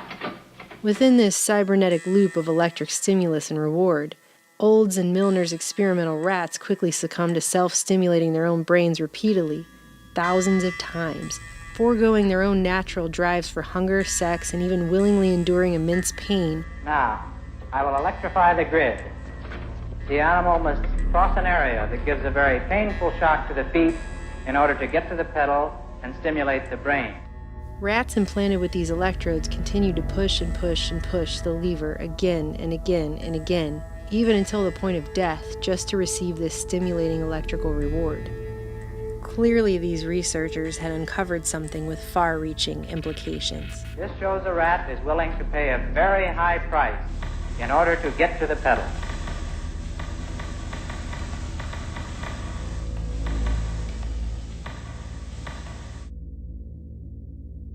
In 1953, this series of therapeutic research experiments was conducted by Dr. Robert Heath of Tulane University. His subjects responded to electrical stimulation of isolated brain centers implanted with electrodes. We see here the possibility for direct physical manipulation of the mind and personality. Feel good, do you think? Or if you do it too much, does it have any bad effects on you? No bad effects at all. Most of the scientists who conduct these experiments say that because they do not yet understand enough about the brain, these techniques should not be used on humans. But this man says they should. He is Dr. Robert Heath of Tulane University Medical School in New Orleans. Famously, he claims to have turned down the CIA when the agency approached him about conducting covert research into the pain and pleasure centers of the brain. Reportedly offended at the abhorrent suggestion, he was quoted in dozens of papers as saying, "I took the stand that if I wanted to be a spy, I'd be a spy. I wanted to be a doctor and practice medicine." But in reality, Dr. Robert G. Heath had been investigating the effects of mind-altering surgeries and substances for the government since at least 1943, when as a military psychiatrist and chief resident at the Neurological Institute in New York tied to Columbia University, he performed experimental leucotomies and tested ergotamine tartrate, a precursor to LSD derived from ergot, on war-weary, psychologically stressed merchant marines. Curiously, despite the fact that practically nothing has been mentioned about it since, the press billed the experimental ergot treatment as a miracle cure for shell shock that could permanently relieve symptoms in a mere 2 hours. By 1949, Dr. Heath was made head of Tulane's newly created Neurology and Psychiatry Department, and while the exact relationship remains unclear at this point, what is clear is that sometime during the early days of the CIA and military prodding into mind control through top-secret projects like Bluebird, Artichoke, and Chatter, Dr. Robert Heath was again tapped to go further than ever before in testing LSD, mescaline, and other mind-altering chemicals on his human patients. Dr. Heath carried out his research in the name of battling schizophrenia and mental disorders, which afforded him an endless supply of human test subjects. From the Tulane Medical School where he housed his labs, from the imposing charity hospital across the street, from the remote East Louisiana State Hospital hours away in rural Jackson, and even from the notorious Alcatraz of the South, Angola Prison. Because existing treatments had failed these patients, almost any experimental technique could be justified in their cases, although there is little evidence that Heath's experiments were actually therapeutic. By 1952, Dr. Heath had already outfitted nearly 24 mental patients with semi-permanent electrodes in their brains.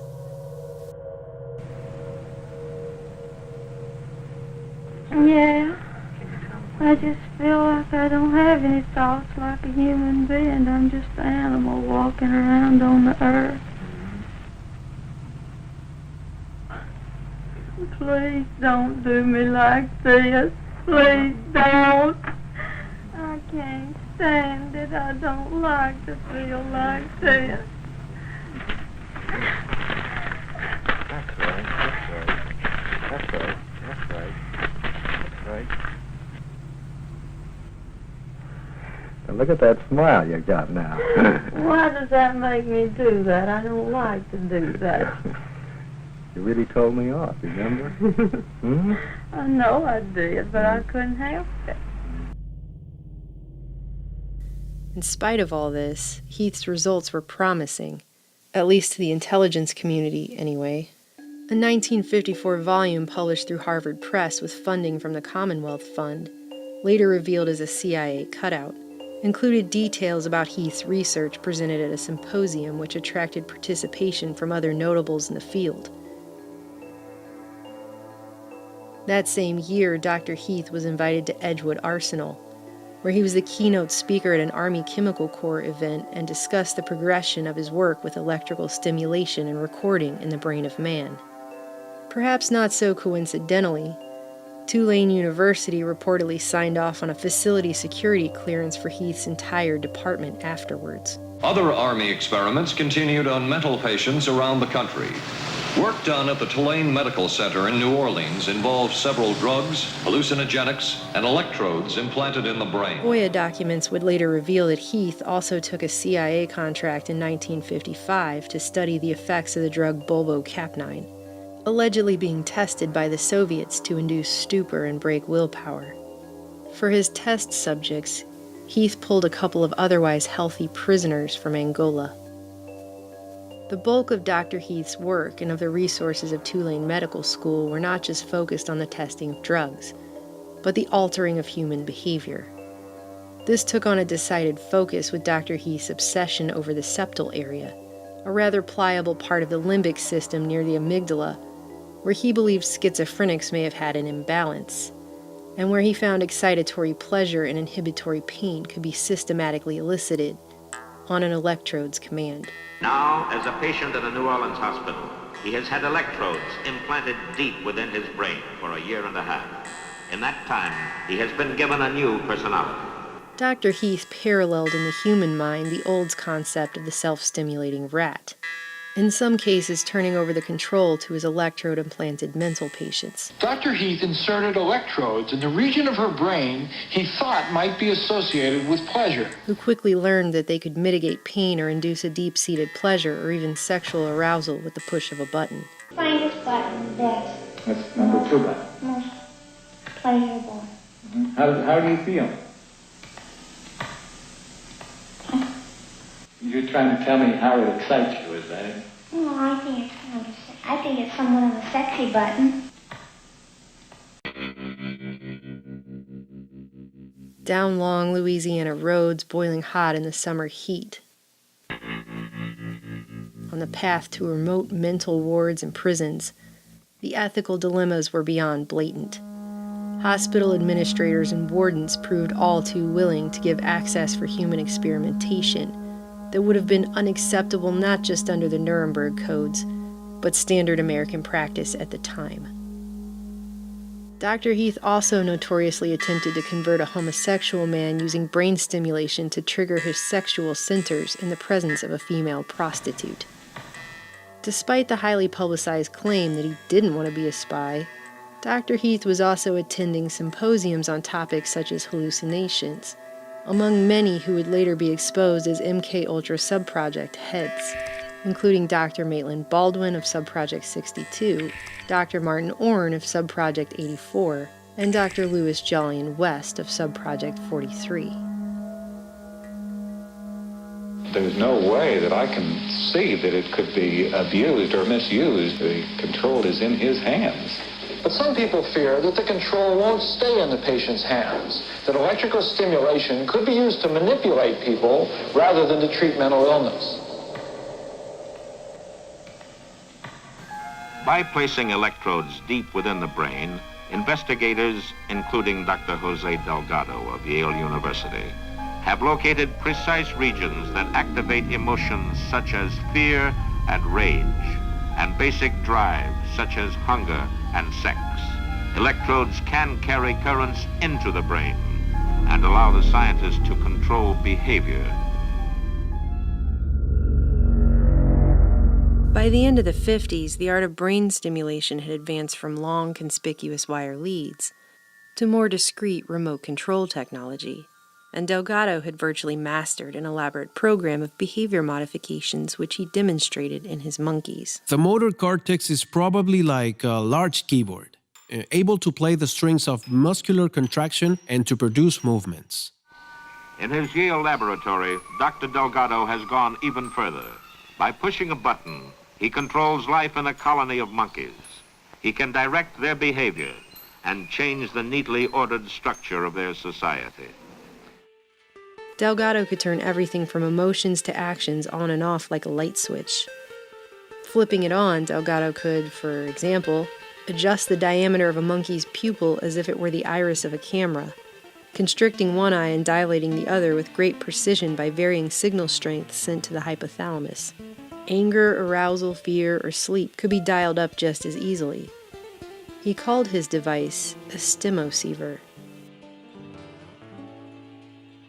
We are used to the idea that machines can be controlled from a distance by means of radio signals. Garage doors can be opened or closed. Channels and volume of a TV set can be adjusted from an armchair. Even orbiting capsules can be directed from tracking stations on Earth. But perhaps it is still surprising to learn that we may also control the biological functions of living organisms from a distance. Newspapers both repulsed and gripped the public with just how much control a little electricity had upon the brain. Dr. Delgado found his stimocievers could even induce mothers to ignore their young on command. The electrode signals were so compelling and so precise, in fact, that Delgado was able to reliably provoke a single monkey into carrying out a complex series of 12 actions that led to attacking a rival monkey. When a computer-programmed signal was sent to the monkey's stimoceiver, the monkey predictably carried out the same sequence of actions in the exact same order every single time, 20,000 times in a row. Cats, monkeys, or human beings can be induced to flex a limb, to reject food, or to feel emotional excitement under the influence of electrical impulses reaching the depths of their brains through radio waves purposely sent by an investigator. Just to make a point, Delgado also turned the controls over to the colony as well, and the normally subservient monkeys were able to push a button and suppress the aggression of the most dominant one, and freely roam around his territory and even mock him to his face, demonstrating that brain stimulation could upend order in the primate world. But of course, Delgado's ambitions weren't ultimately focused just on the primate world. But when violence strikes, then those in public responsibility have an immediate and a very different job, not to analyze, but to end disorder.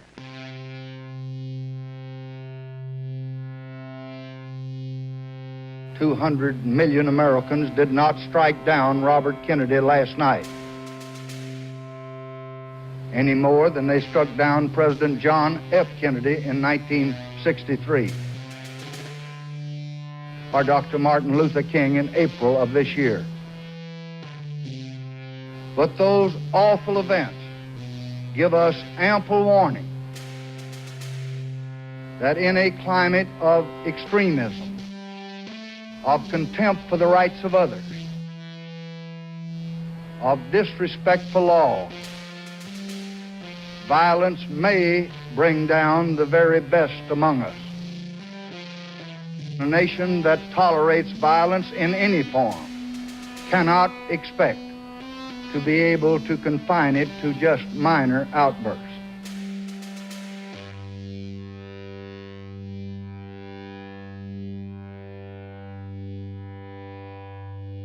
The violence must be stopped quickly, finally, and permanently.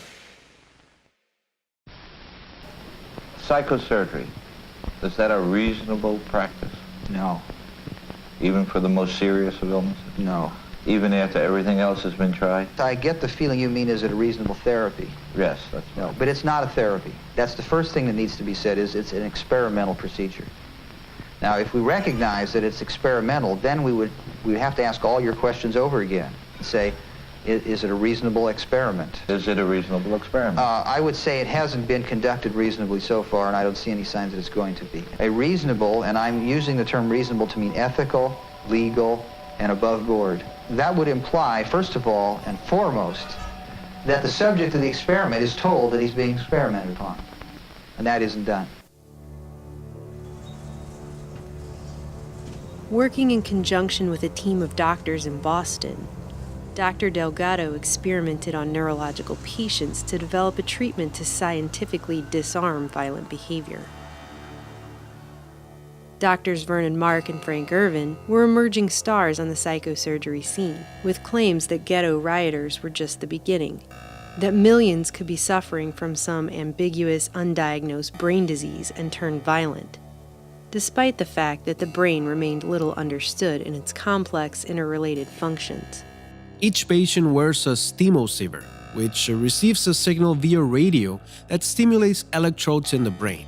Meanwhile, electrical signals of brain activity are sent back by telemetry, while the patient moves freely through the hospital ward. It can't be missed that this work was the logical progression of the CIA's MKUltra Subproject 94 for the, quote, continuation of investigations on the remote directional control of activities in selected species of animals through miniaturized stimulating electrode implants in specific brain center areas. During this time, Dr. Delgado's work was funded by the Office of Naval Research, which was later exposed as a conduit for covert funding for the CIA's MKUltra projects. Officially, however, the contractor who carried out this research is still unknown to this day.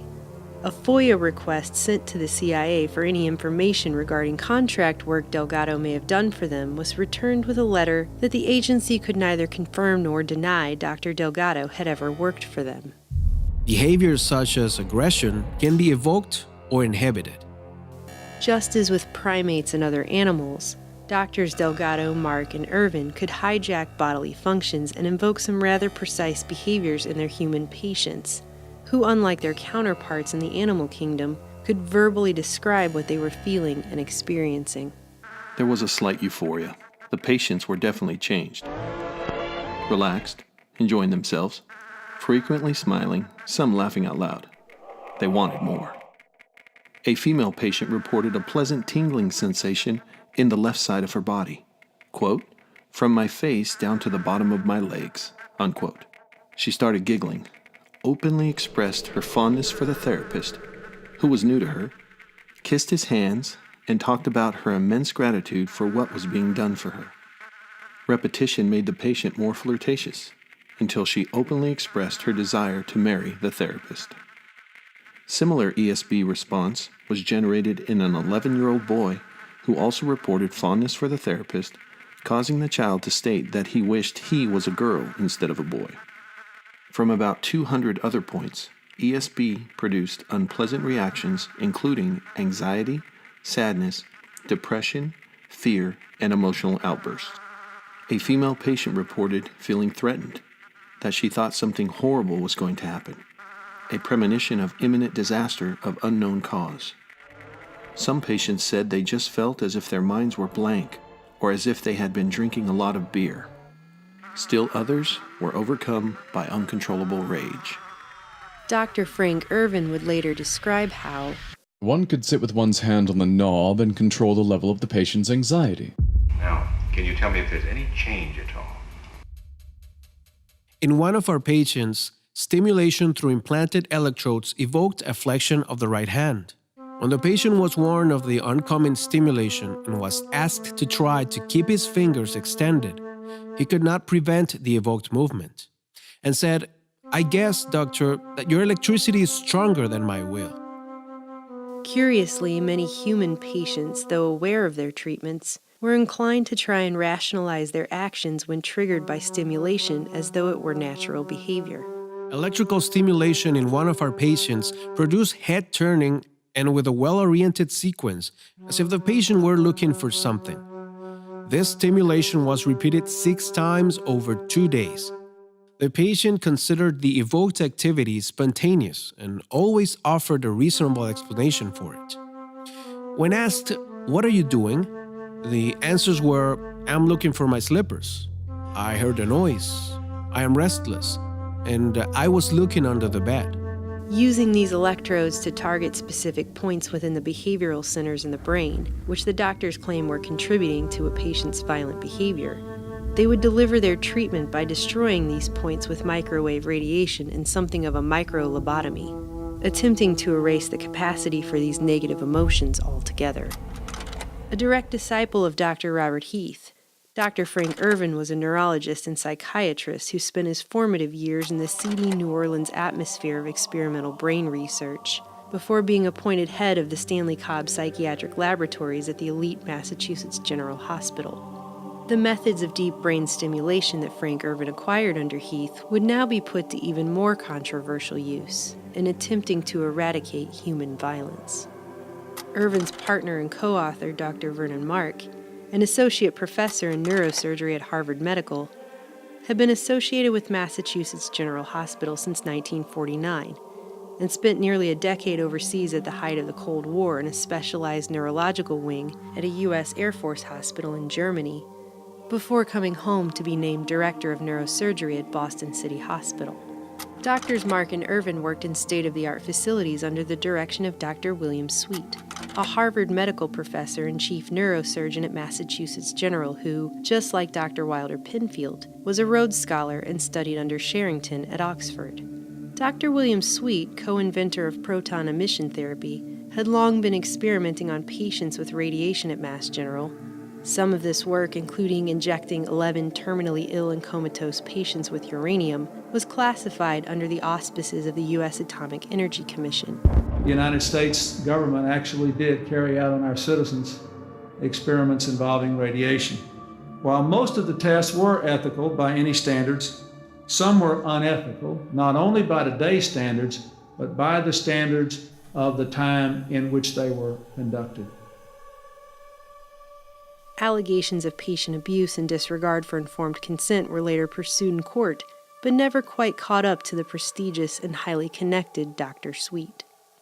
To give you a little idea of the mindset these men brought to the operating table, Dr. Mark pointed out, quote, "Moral values are social concerns, not medical ones in any presently recognized sense."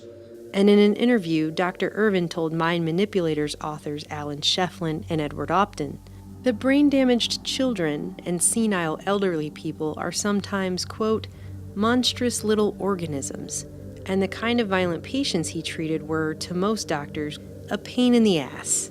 Dr. Irvin also noted about his work that we're not talking about being nicer to people. I make no human argument at all. We're really talking about being socially cost-effective. I did not expect to be a reformer in psychiatry. I did not expect, in particular, to be the first physician to ever come out publicly opposed to lobotomy and psychosurgery and to take a public stand about it.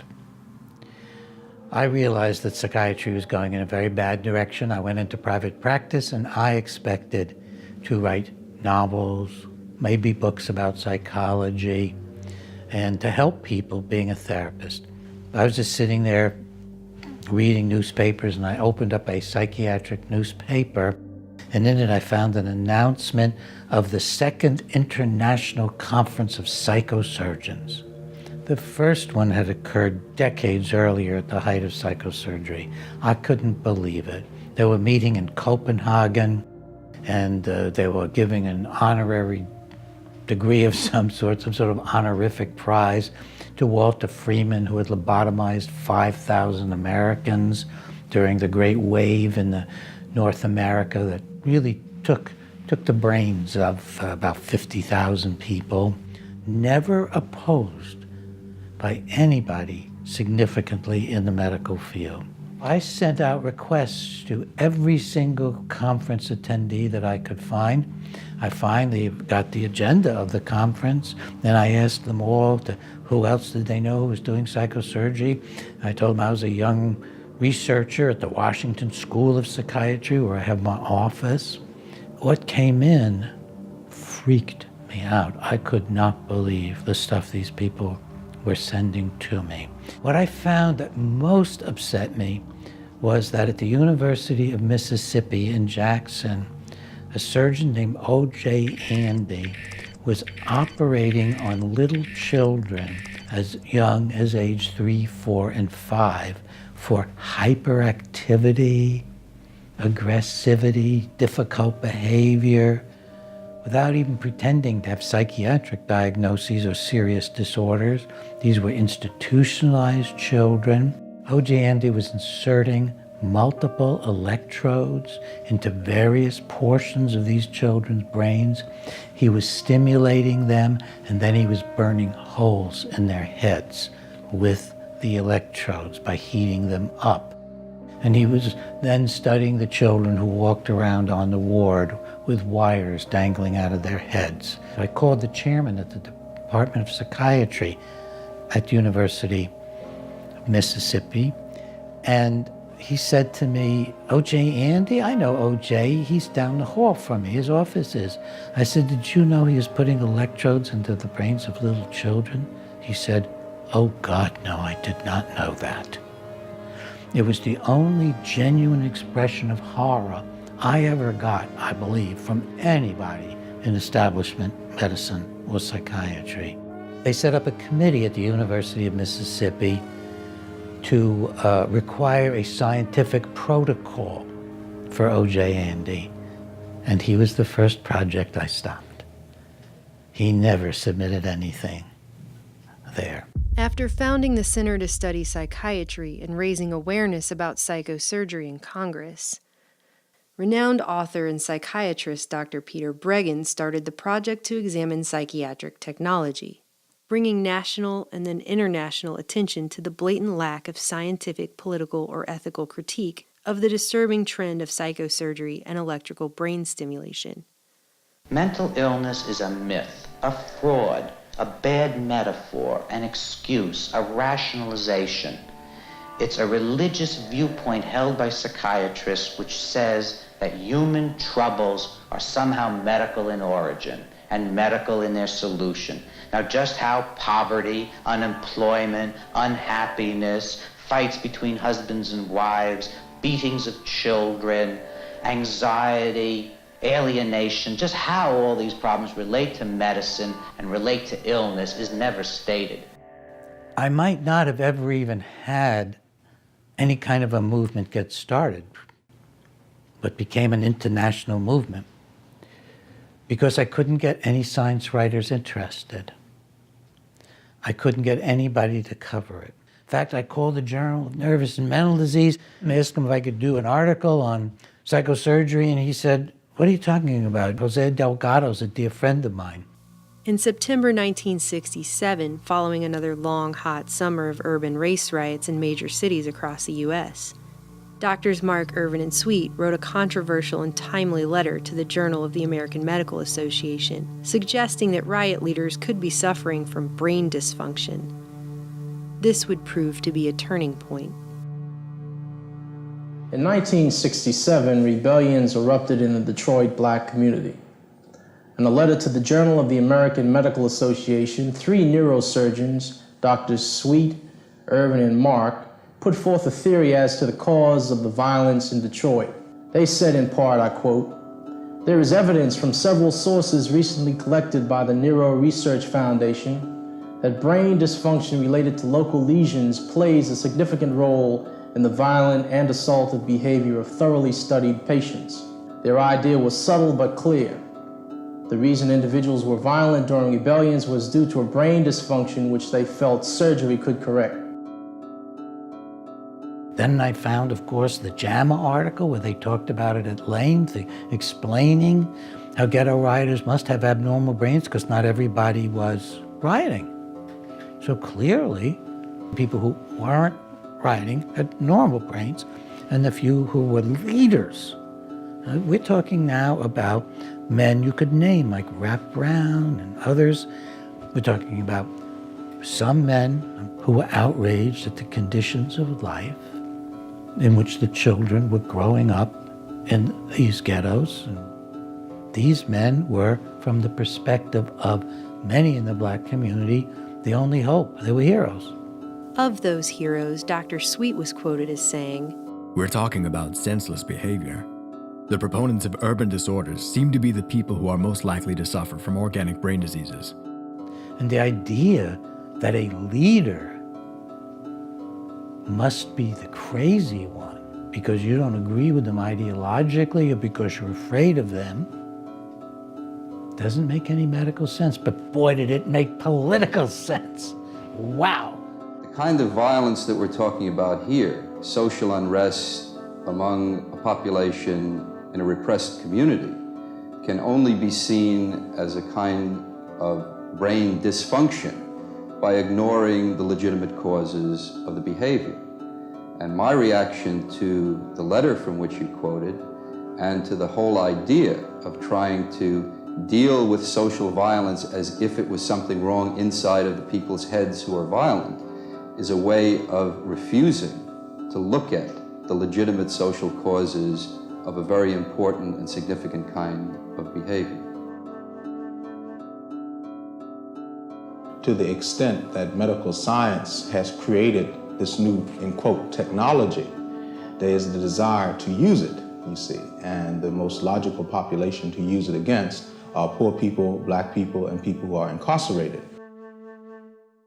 The Boston doctors called for an extensive research project to identify the early warning signs of violent behavior and pinpoint, diagnose, and treat people in inner cities with what they termed low violence thresholds before they had actually committed any violent acts. And what do you know, but their JAMA letter just so happened to include specific language taken directly from the good doctor's own proposal for a brand new research project which aimed to do just that. I found out that William Sweet had actually talked to the New York State Legislature trying to get funding, describing how this surgery of stimulating brains and melting holes in the heads of people might be a cure for ghetto violence, because surely the leaders of the violence were abnormal and had abnormal brains that could be fixed with psychosurgery. The first phase of the Boston Violence Project was officially titled The Medical Epidemiology of Criminals. For it, Doctors Mark Irvin and Sweet had designed a 5-hour-long multi-phase screening process, which included 17 psychiatric and psychometric assessments, 5 hormonal assays, chromosomal, fingerprint, and dermatoglyphic analyses, an EEG, and what they called a cyber-medical evaluation. The doctors suggested these factors could somehow indicate which individuals were more prone to commit violent acts than others, singling them out for preventative neurological treatments before they could pose a danger to society. The project was seemingly the perfect cure to what was then being declared society's greatest illness. Right on cue, a vast, coordinated media campaign was underway to promote it to the public. Good evening. Violence is making fortresses of portions of our cities and dividing our people into armed camps. Grievances in the United States are more intense now than they've been at any time since the 1930s. There's crime, individual resort to force. Those who commit violence are basically no different from other people. Man from birth has a potential for violence, but the incidence of violence can be controlled and prevented by conscious changes in man's environment. Mark, Irvin, and Delgado were featured guests on many TV programs. And article after article filled the newspapers about their amazing new work. Is violence, then, as American as cherry pie? I believe that assertion was attributed to Ralph Brown, was it not? That violence was as American as cherry pie. As an historian, I would observe that there's a great deal of truth to that, unpleasant as it may be. Doctors Mark and Irvin declared that brain dysfunction was just as important a factor as poverty, unemployment, and substandard housing in provoking not just urban riots, but social protests, fully politicizing what was defined as violence. In June 1968, it all came to a head. Robert F. Kennedy was assassinated, and during his speech that evening responding to the tragedy, I am appointing, with the recommendation of the leadership of the Congress, with whom I have talked this evening, a commission of most distinguished Americans to immediately examine this tragic phenomenon. President Johnson announced the creation of the National Commission on the Causes and Prevention of Violence. Doctors Delgado and Irvin would later turn up as consultants on commission staff reports. President Johnson created the National Commission on the Causes and Prevention of Violence. Today, a task force of that commission released its first findings, concluding that Americans have become a rather bloody-minded people. Concludes that Americans always have been a violent people. Americans have always been a violent people, according to the Commission, so much so in the 1960s that the Commission ranks the United States first among 17 Western countries in total magnitude of strife. Just 2 weeks later, the Omnibus Crime Control and Safe Streets Act of 1968 was rushed through Congress, creating the Law Enforcement Assistance Administration, which would fund hundreds of controversial, coercive, and even downright Orwellian behavior modification projects in the years to come. Then joined in the Justice Department. At the time, there was a notorious section called LEAA. They joined in the funding in a collaborative effort between the U.S. Justice Department and the National Institute of Mental Health. I mean, this was, for me, eye-popping. But it labels as unprecedented the scope and magnitude of anti-war protest, campus unrest, and what it called the chilling recent contagion of political murders of national leaders. Violence in this progress report cannot be eliminated, but can be better controlled, and that, it says, is an urgent imperative. The medical epidemiology of criminals, however, was simply the screening stage for a larger Boston violence project that Drs. Mark Irvin and Sweet couldn't seem to get approved. It was rejected by Harvard's Institutional Review Board. Massachusetts General's Committee turned it down on both scientific and ethical grounds. And even an ad hoc committee put together outside of MGH unanimously rejected it. It was then the project was forced to move to Boston City Hospital, an institution which the doctors knew would look the other way and ask few questions due to its own issues with corruption and mismanagement at the time. Unable to get approval through above-board channels, Drs. Mark Irvin and Sweet then formed the Neuro Research Foundation, a nonprofit organization based out of Sweet's personal home that existed only to fund the doctor's research. Dr. Delgado sat alongside the other three on the foundation's board of trustees. This new foundation would enable the doctors to essentially handpick their own medical ethics review panel, thus circumventing the standard safeguards for human experimentation. See how that works? With no one else to stand in their way, and a positive report on behalf of the Neuro Research Foundation, the Department of Health, Education, and Welfare would finally approve the Boston project, and NIMH and the LEAA would fund it.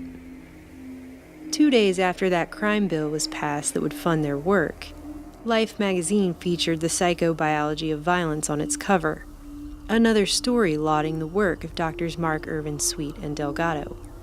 In it, the public was brought face to face with contrasting photos of monkeys with surgically implanted wires sticking out of their heads having their rage dialed up in Delgado's lab, and 20-year-old Julia S., a young woman prone to emotional outbursts decked out in head bandages frantically slamming herself into a wall under the influence of brain stimulation, just like those monkeys, illustrating that man and animals were little more than biological machines to be controlled and tamed with technology. In fact, in one of Delgado's publications, he didn't mince words when he referred to his experimental animals as mechanical toys under his command. The demure Julia was now the poster child of the hidden rage that could be lurking in any human being, but also of violent tendencies successfully located and cured by remote brain stimulation and psychosurgery. In reality, Mark and Irvin's treatment left Julia permanently brain damaged. At the same time, the New York Times was advertising her as a great success story, with claims that she had 0 uncontrollable rage fits since her second brain operation, was back at home and even singing in a church choir. Dr. Mark was forced to admit to a Boston reporter that Julia was actually in an institution, where she would likely remain for the rest of her life. Despite this glaring inconsistency, one after the other, Dr. Jose Delgado and Drs. Mark and Irvin published books to garner wider public and financial support for their work. Delgado's 1969 book, Physical Control of the Mind, Toward a Psycho-Civilized Society, spells out in graphic, controversial detail exactly what the aim of such technology ultimately is: behavior modification and control at a society-wide level. The technology for destruction has now placed at the disposal of man a vast arsenal of ingenious weapons which facilitate all forms of violence, including crimes against property, assassinations, riots, and wars, threatening not only individual life and national stability, but the very existence of civilization. The New York Times promoted Delgado's book with the headline, "What kind of humans would we like to construct?" Is it feasible to induce a robot-like performance in animals and man by pushing the buttons of a cerebral radio stimulator? Could drives, desires, and thoughts be placed under the artificial command of electronics? Can personality be influenced by ESP? Can the mind be physically controlled? Meanwhile, headlines in newspapers all across the nation warned Americans that the United States was so overrun with violence. Unless some type of massive, widespread political and social reform was undertaken immediately, America was on track to become a nation of garrison cities where, quote, order is enforced without due process of law and without consent of the governed. The following year, Mark and Irvin published Violence in the Brain. In a spectacular act of self-aggrandizement, the doctors dedicated the book to themselves, writing, "This book is dedicated to the Neuro Research Foundation of Boston, whose goals for the early diagnosis and proper treatment of the violent patient parallel our own." In the book's foreword, Dr. Sweet essentially agreed with Delgado, writing, "Our project holds out the hope that knowledge gained about emotional brain function in violent persons with brain disease can be applied to combat the violence-triggering mechanisms in the brains of the non-diseased. In essence, everybody else." Violence in the Brain. Vernon Mark, neurosurgeon at Boston City. Frank Irvin, psychiatrist at Harvard. William Sweet, this powerful neurosurgeon during the introduction. And the book is about a man at the time called Thomas R. Thomas was a brilliant engineer with patents who was terribly violent and who, after the surgery, was now completely cured without any symptoms. And the surgery consisted of putting multiple electrodes in his brain, stimulating him, even stimulating him while he walked around the ward, then burning out parts of his brain. No patient was more highly publicized as a success of Mark and Irvin's new techniques than Thomas R., whose real name was Leonard Kyle, their star patient who, according to their book, was diagnosed as suffering from temporal lobe epilepsy and prone to uncontrollable rages that the doctors were only able to subdue through remote brain stimulation and a bilateral amygdalectomy, which destroyed portions of his brain closely connected to emotional behavior. Well, I knew this was a lie.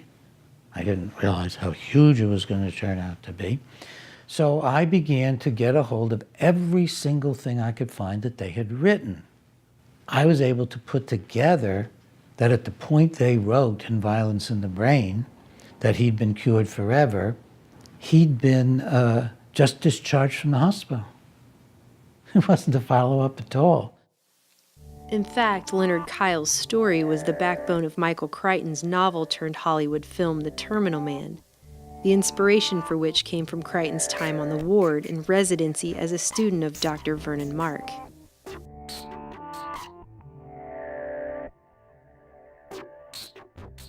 By most accounts, Leonard was described as a mid-30s married father of 6 and a successful self-taught engineer who worked with top defense contractors, including Douglas Aircraft, Polaroid, where he earned several patents under its founder, Edwin Land, who at the time was working with the CIA on the top-secret U-2 spy plane program, Honeywell, and eventually EG&G, one of the most powerful Cold War Black Ops defense contractors in America that no one had heard of, which had spun off from MIT and made important contributions to the development of the nuclear bomb, aerial reconnaissance, and radar. But in their book Violence in the Brain, Doctors Mark and Irvin painted Leonard as an impulsive man with a violent streak who was prone to road rages and spousal and child abuse. A man who would sometimes pick up and slam his pregnant wife and even his children into walls. Although described as typically courteous, quiet, and reserved, Mark and Irvin insinuated temporal lobe disease led to Leonard's sudden violent rages, and the doctors went so far as to describe him as, at times, frankly psychotic, suffering periods of confusion, delusions, and hallucinations. The supposed focus of Leonard's anger and marital disputes centered upon what were depicted as paranoid suspicions his wife was cheating on him with a tenant who was renting a room in their home. And his wife had been the one to refer him to treatment. And the treatment people had referred him to Mark Irvin's suite, who had all this equipment and no patient. And it had gone through the VA. They'd taken him right off the VA wards. There's power in these people. Leonard's medical records, however, showed no evidence of temporal lobe disease. In fact, outside of mild depression, Leonard's records showed no evidence of paranoid delusions or any psychotic symptomology at all. The VA records showed him to be entirely normal. His brain waves were normal. He was normal. There's nothing really in the record that shows anything serious. And then they took him and put him in their project. Here the timeline gets fuzzy. During the spring of 1966, Leonard was officially admitted to the Violence Research Unit, where Mark and Irvin claim they spent months trying many combinations of anti-seizure medication, tranquilizers, and psychic energizers, but to no avail. So Dr. Mark implanted an array of at least 80 electrodes into Leonard's brain. Leonard wrote to his mother and described what was being done to him in Boston as the stuff of science fiction. During my conversations with Helen Dykes, his mother, she brought me a telegram. These are the days of telegram from Vernon Mark. She had written him and said, "I hear my son is undergoing surgery. Can you please tell me about it?" And the telegram said, "Don't worry, your son is undergoing minor surgery." We had it in print. The doctors outfitted Leonard with one of Dr. Delgado's stimosievers, which sent a steady stream of telemetered EEG data analyzed by computer for an impending violent episode. Then the computer would decide when to remotely stimulate Leonard based on the data. The doctors note that Leonard was a landmark for them. It was the first time they were able to demonstrate that systems in the limbic brain both start and stop attack behavior in man. Then I found a very obscure article by these men, maybe so obscure they didn't expect anybody would find it, and it said that he'd become psychotic while they were stimulating him. And it described how he was saying, "I don't want this anymore, I don't want this anymore." Egregious lack of consent aside, now they had a remote trigger for human aggression, a type of activation of a human being by remote electronic means. Just like one of the major goals of the CIA's MKUltra subproject 119. They would just toy with his brain. They would toy with it while he was walking around, and he didn't know it was turned on, so he didn't even know what was happening to him.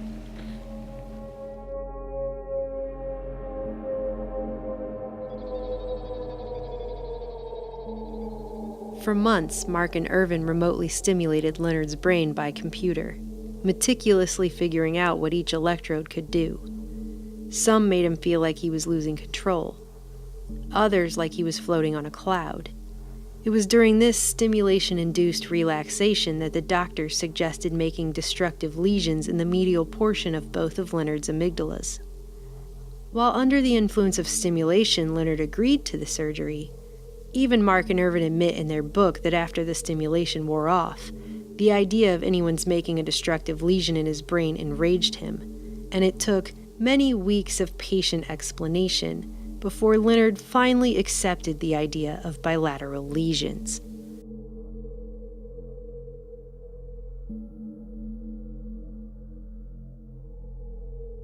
And then he became peaceful and accepted the treatment after they stimulated him enough. This is key, folks. Passivity, docility, obedience is key to this entire process. Leonard's wife was also brought in and supposedly threatened to leave him if he didn't consent to the treatment. Leonard believed that his wife was having an affair. Leonard's wife denied it and sent him to her psychiatrist. Leonard had been in conflict with his wife, but he'd done nothing more serious than one sort of violent event. Not a nice thing. He threw a can at his wife of food and didn't hit her.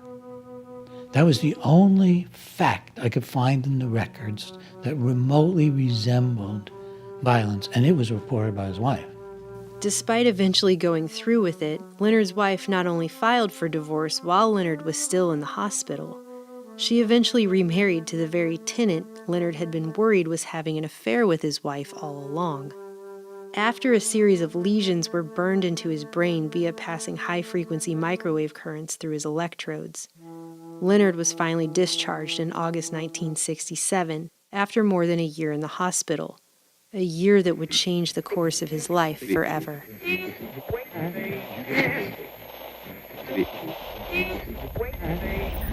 Now, can you tell me if there's any change at all?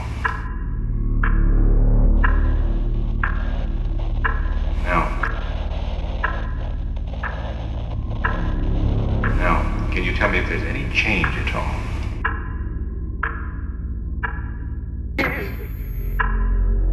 Now, can you tell me if there's any change at all? Now, can you tell me if there's any change at all?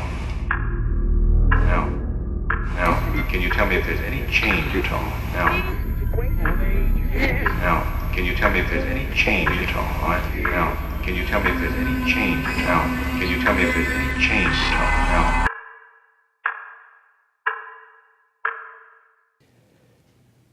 One of the big breakthroughs was when I was on the air talking about Thomas R., whom I also saw at one point had also been called Leonard K. Apparently somebody heard me on the radio and called Leonard's mother. And I got a letter from Leonard's mother, and it said, "Now I understand. I knew they turned my son into a vegetable," she used that word, "but now I see what it was, what they were doing to him. He's been horribly destroyed since he came back from Boston. He's had multiple hospitalization, chronic patient at the VA." It wasn't until after his treatment in Boston that Leonard committed his first official act of public violence. After moving across the country to live with his mother in Long Beach, Leonard was arrested a few months later for a fight in a nearby town and wound up undergoing the first psychiatric hospitalization of his life at a California VA. Now hallucinating, delusional, and confused, Leonard was admitted to a lockdown psych ward and placed on heavy doses of psychotropic drugs. Less than a year after being released from Mark and Irvin's violence project, the VA declared Leonard 100% disabled.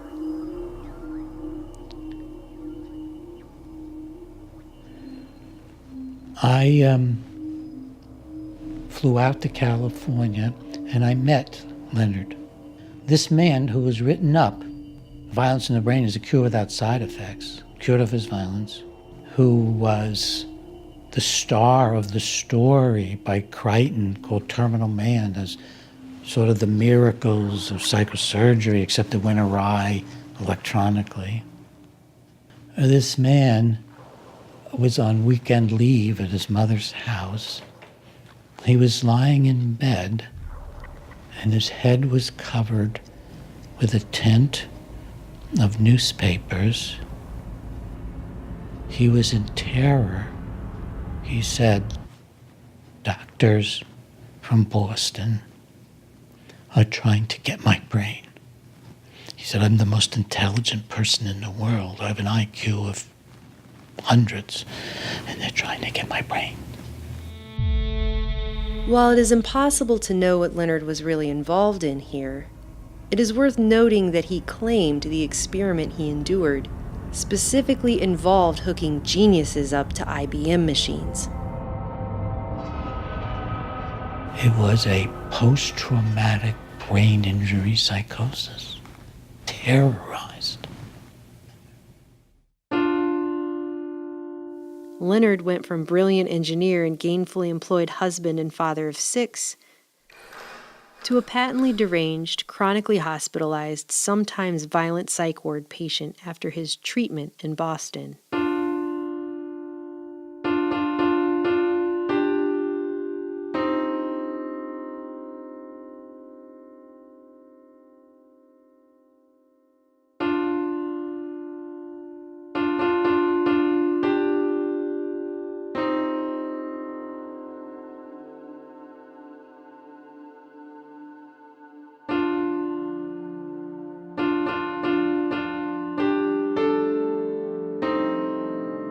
He never worked again and spent the rest of his life heavily medicated in VA hospitals in both California and Boston. Despite this, doctors Mark and Irvin continued to write journal articles about their great success story, Thomas R. And by the way, I would find out that Mark, Irvin, and Sweet knew this. They knew this while they were writing their cure papers. She said he'll wander off and they'll pick him up in an emergency room and he'll say that doctors from Boston have been manipulating my brain and put holes in my head and they wouldn't believe him. They'd call him a paranoid schizophrenic, send him back to the VA. Leonard was also diagnosed as schizophrenic reaction paranoid type, in large part due to a fantastical story he told with great technical precision about what had been done to his brain in Boston. When he was finally discharged in May 1968, Leonard's records read, "Patients stated that Massachusetts General Hospital were controlling him by creating lesions in his brain tissue by microwave, and that they had placed electrodes in his brain tissue. Stated that they can control him, control his moods, and control his actions. They can turn him up or turn him down. Just like a mechanical toy."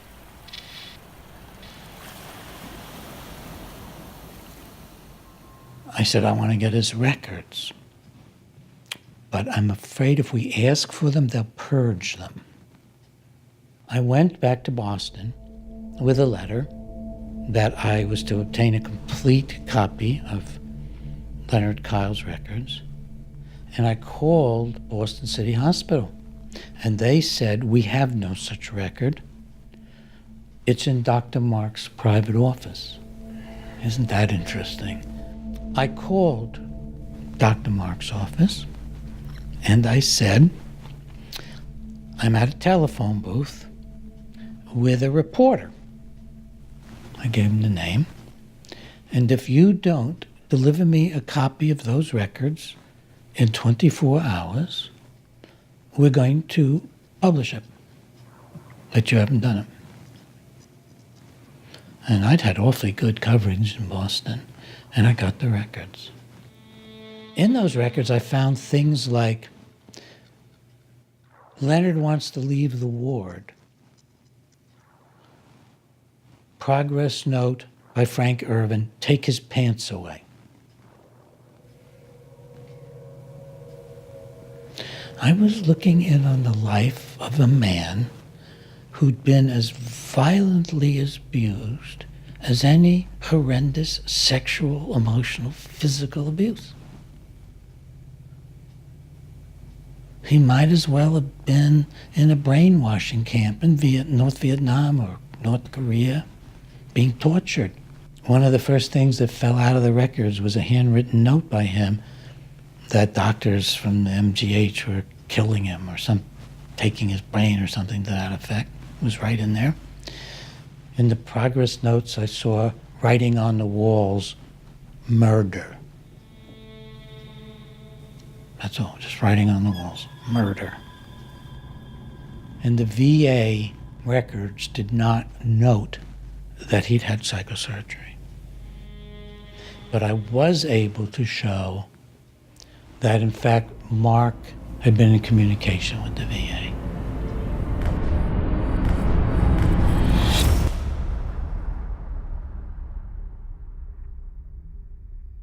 Meanwhile, as the American public was being sold this treatment as a potential cure for violence. When you look over other civilizations that were once center stage in the world and now are some of them just footnotes, it wasn't because the barbarians came in and destroyed them. It was because they fell because of their failure internally to do that which had to be done and do it in time. This track of technologically driven brain research was more than just the next logical step in medicine. Decades of work was converging on the threshold of a vast, far-reaching, covert agenda finally being realized: the activation of man.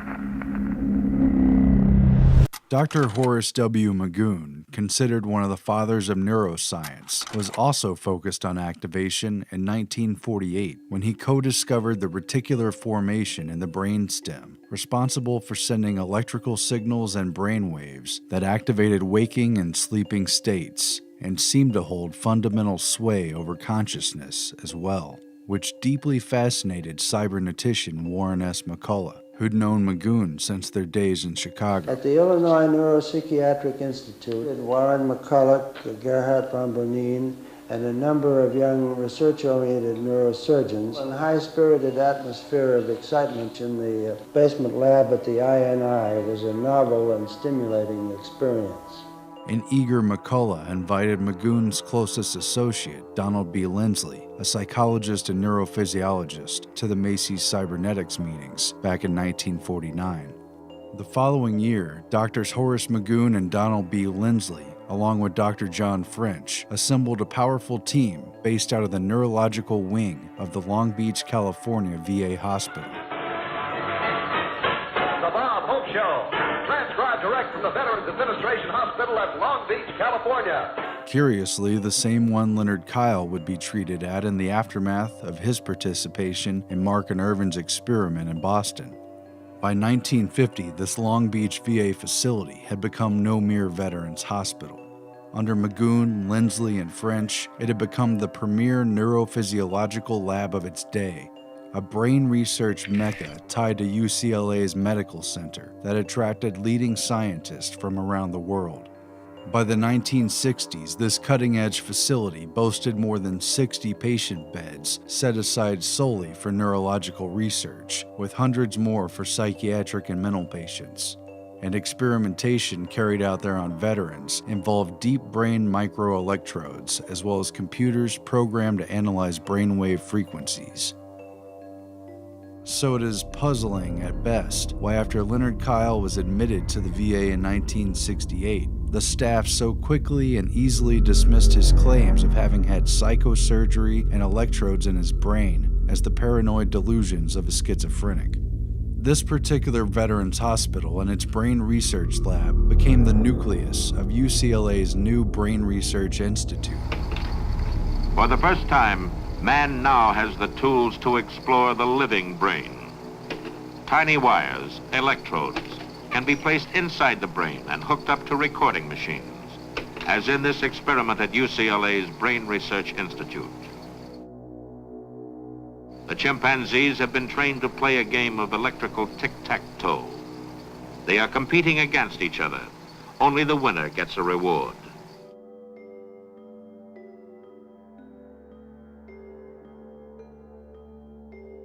"5 years after MKUltra had officially begun, a special Macy's conference was formed in 1958 to exchange information on the central nervous system and behavior, chaired by Dr. Horace Magoon and facilitated by Macy's Foundation Medical Director and Massachusetts General Neurologist Frank Fremont Smith. The conference editor was one of the most powerful doctors inside Massachusetts General Hospital, Mary A.B. Brazier, an EEG expert and polymath neuroscientist from a well-connected family, who had immigrated from Britain at the onset of World War II on a Rockefeller Fellowship to work in Stanley Cobb's specialized department at MGH. The group's participants were steeped in secrecy and had deep ties to clandestine intelligence agencies. Among these were neuroscientists who experimented with the pain and pleasure centers of the brain, alongside CIA and MKUltra contractors, as well as representatives from the DoD's Research and Engineering Branch and the Walter Reed Army Institute for Research. This Macy's Central Nervous System group also hosted a number of distinguished scientists from within the USSR.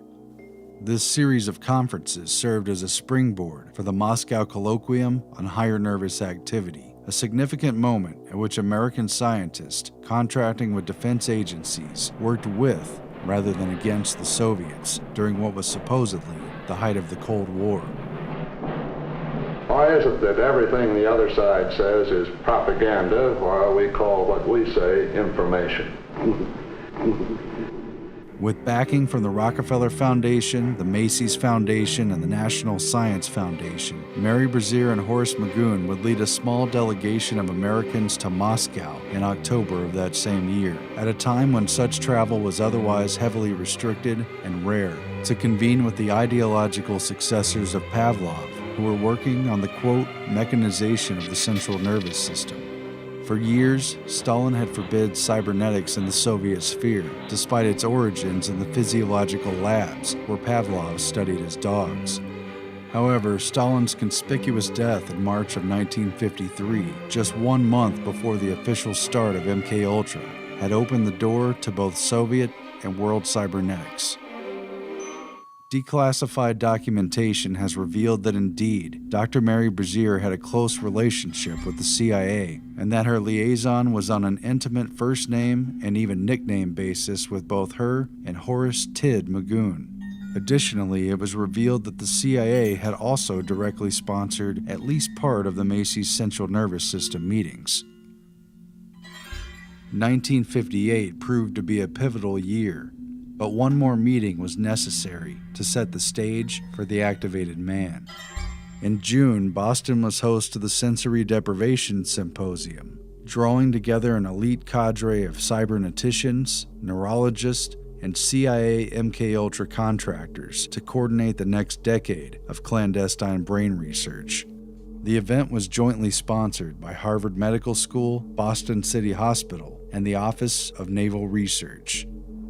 This connection was acknowledged by Donald Hebb, who admitted during the conference that his work on isolation, quietly sponsored by the Defense Research Board of Canada, began with the, quote, problem of brainwashing, but that he and his fellow researchers were not permitted to say so in their first publication. Hebb had been invited by the Macy's and Rockefeller Foundation-funded Dr. Stanley Cobb, who presided over the symposium, and praised Dr. Hebb's, quote, courageous experiments on sensory deprivation, as well as his, quote, ingenious ideas on studying perception in human beings through isolation techniques. Attending this symposium was a familiar cast of characters, including a key unit of cyberneticians, Norbert Wiener, Warren McCullough, W. Gray Walter, and Lawrence Kuby, alongside UCLA Brain Research Institute's Horace Magoon, Donald Lindsley, and Mary Brazier, who is transferring to UCLA's Brain Research Institute, as well as MKUltra contractor Dr. Louis Jolyon West, who is about to lead the UCLA Neuropsychiatric Institute. Also attending was a young Dr. Frank Irvin, who had recently transferred from Tulane working with Dr. Heath to take over the Stanley Cobb Chair of Psychiatry at Massachusetts General. Dr. Cobb marked 1958 as a watershed year for progress in understanding the central nervous system, presenting a radical new picture of activity in the brain based on reverberating circuits, feedback systems, communication theory, and the modulation of sensory perception, all of which became central to the fields of physiology, psychology, information theory, and cybernetics, as well as the aims of the CIA's MKUltra program. This new core of knowledge replaced the classical understanding of the brain. It would now be treated as a biocomputer, to be scanned, screened, decoded, and reprogrammed. By 1960, the word cybernetics was used by the Soviets to designate this new trend. This new science is considered by some as the key to understanding the human brain and the product of its functioning, psychic activity and personality, to the development of means for controlling it, and to ways for molding the character of the new communist man. Norbert Wiener had first attempted to tackle what would become his greatest challenge in 1930, when W. Gray Walter asked him for help in interpreting what were considered at that time random EEG readings that doctors and engineers the world over had yet to make any sense of. Later noting a similarity between the oscillating, scanning behavior of a brain and that of a radar dish, both constantly searching for new data inputs, Wiener began to theorize a complicated harmonic analysis of these EEG waveforms. Harmonic analysis accounted for the transmission of information in a whole new way, which eventually connected with the core cybernetic principle of feedback. And we must get rid of any notion straight away that control is something imposed on the system from outside. It has to be built into it. It's called feedback, and feedback is ubiquitous in control systems. If one could modify the way the brain processed signals, one could program the brain, the behaving entity, just like the equipment in missile control rooms and just like the experimental animals who'd been conditioned to perform predictable behaviors in the lab.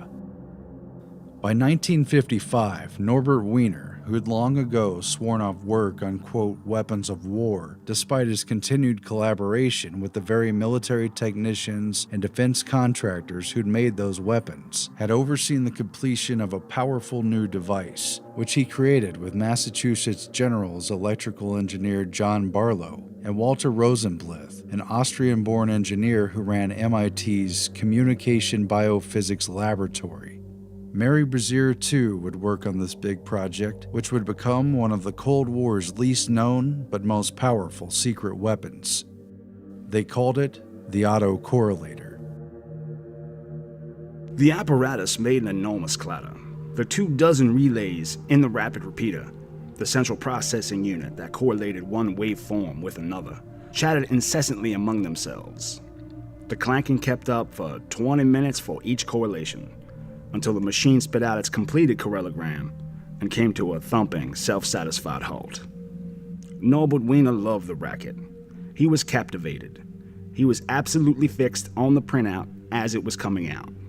Wiener's goal for the project was nothing less than to find the Rosetta Stone for the script of the brainwaves. A machine that analyzed brainwaves in analog mode. As authors Conway and Siegelman wrote, the correlator was Wiener's baby, the first analog computer to apply his statistical methods automatically to the analysis of brain function.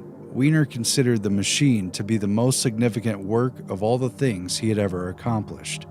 It took Norbert Wiener 25 years to crack the code of EEGs. It was the culmination of cybernetic research that he and Arturo Rosenbluth had begun on automata and feedback more than a decade earlier, leading up to the first Macy's Cybernetics meeting on cerebral inhibition in 1942.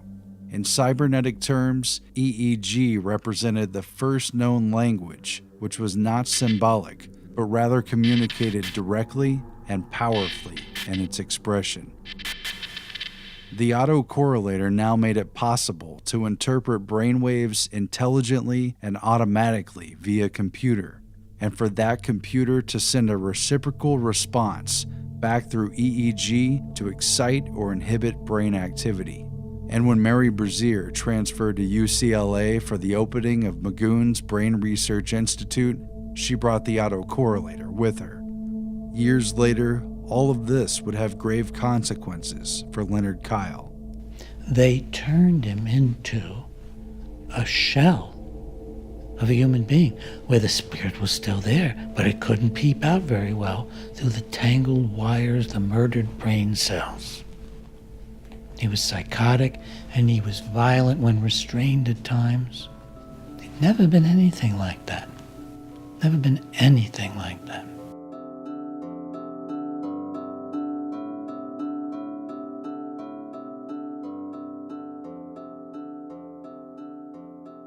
The Boston Violence Project continued with funding through the NIH and the LEAA.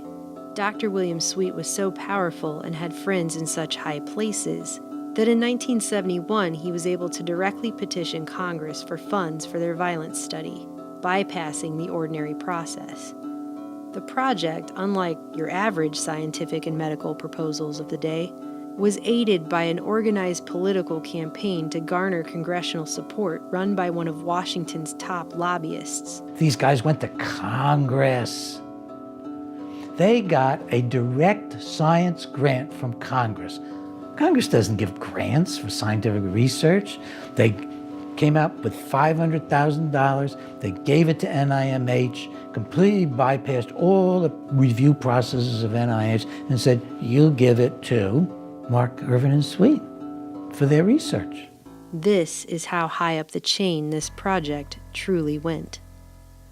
All of this despite the fact that brain lesions such as Leonard's were well known for years to cause something called Kluver-Bucy syndrome. In 1939, psychologist and mescaline researcher Heinrich Kluver, a core member of the Macy's cybernetics group, and his colleague neurosurgeon Paul Bucy observed that monkeys who received bilateral temporolimbic lesions fell victim to a multitude of permanent behavioral effects, including everything from docility to psychic blindness, or the inability to appropriately recognize the emotional importance of events, such as the ability to feel fear. The same effects were produced when lesions were burned into the amygdala as well. So now I found myself looking at what looked like one of the worst, most egregious, involuntary, brutal experiments ever reported in the medical literature, and nobody but me that I could find anywhere seemed to be bothered by it. One unlikely source of concern came in the form of neurologist Dr. Ernst Rodin, who visited the Boston group after reading Violence in the Brain, hoping to gain information he could apply to a similar experiment he planned to run on violent sex offenders out of the Lafayette Clinic in Detroit. Dr. Rodin came away with a very different picture of what was actually going on in Boston than what was reported in Mark and Irvin's book. The nursing staff informed him that, despite supposedly being a project about the treatment of violent criminals, none of the 35 patients in Mark and Irvin's initial study were violent criminals, or even truly violent people. Dr. Ira Sherwin, the Boston Project's head neurologist, concurred with the nurses and stated that he was not aware of any genuinely successful cases, including Julia S. and Thomas R. Of Violence in the Brain and Mark and Irvin's research, Dr. Rodin concluded, "We have been misled." Maybe now is a good time to mention that, just like Drs. Heath and Delgado, a FOIA request to the CIA regarding any contract work done by Drs. Mark, Irvin, or Sweet for the agency was returned with a statement that the agency could neither confirm nor deny that the men had ever worked for them. So we have these American surgeons, some of the most famous in the country, getting funding from a combination of NIMH and the Justice. Can you imagine anything more totalitarian than putting psychiatry and justice together? By 1972, internal LEAA memos show that the agency decided not to renew Mark, Irvin, and Sweet's funding, due to, among other things, the fact that they discovered Dr. Irvin was vacating the Boston Project without informing the LEAA, to take up a new position at UCLA, in addition to evidence of the misuse of federal funds, including the fact that Irvin had used grant money to purchase equipment from a firm in which he was the major stockholder. The agency also noted that despite being proposed as the entire point of their research, the present proposal contains no attempt to develop treatment or follow-up procedures for the patients involved. Because, as it should be glaringly obvious by now, that is not what this was ever about.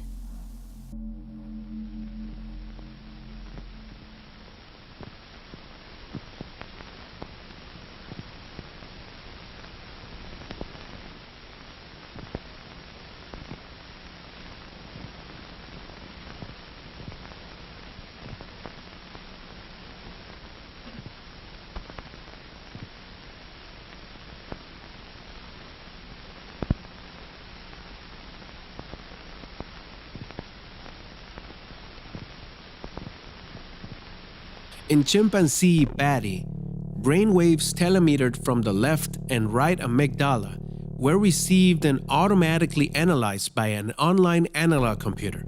This instrument was instructed to recognize a specific pattern of waves. The computer was also instructed to activate a stimulator. Each time the waves appeared, radio signals were sent to Patty's brain to stimulate a point known to have negative reinforcing properties.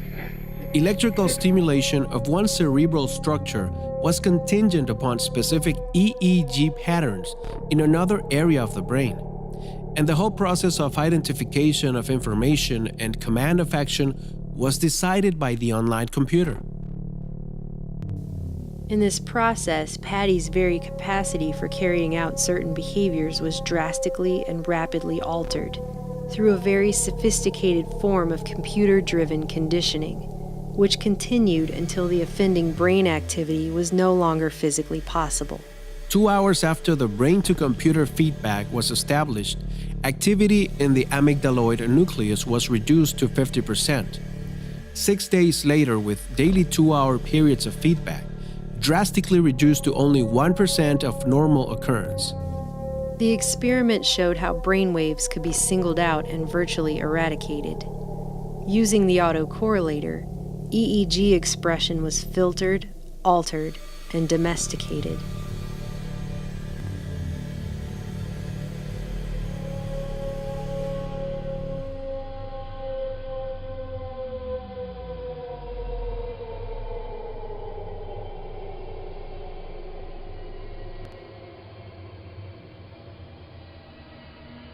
The project moved forward. Does it tamper with minds? But no matter what the cost, the American people are prepared to pay the price of victory. Telling the people to accept these monstrous treatments that do nothing but destroy brain tissue and dehumanize people. Let us march toward the clean world our hands can make. Does it tamper with minds? Does it tamper with minds? And if so, does anyone have the right to do that?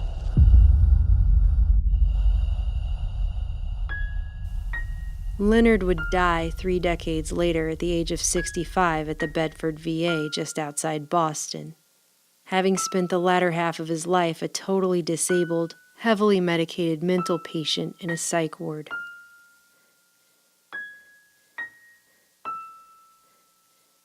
Despite having completely ruined a man's life after mutilating his brain, Doctors Mark and Irvin continued to publish success stories about Leonard's case up until at least 1975. But I wouldn't, even if they were convicted of murder, want to unleash these psychosurgeons on them. There are protections against cruel and unusual punishment. Believe me, it is crueler to have done to you what was done to Leonard Kyle than to be put to death. It's crueler and more hopeless and more horrible.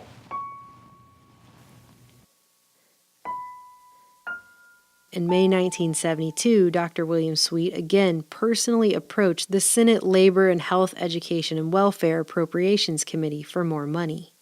This time, Sweet was asking for $1 million to branch out, to open a series of violence institutes like the Boston Project for the study of violent behavior across the nation.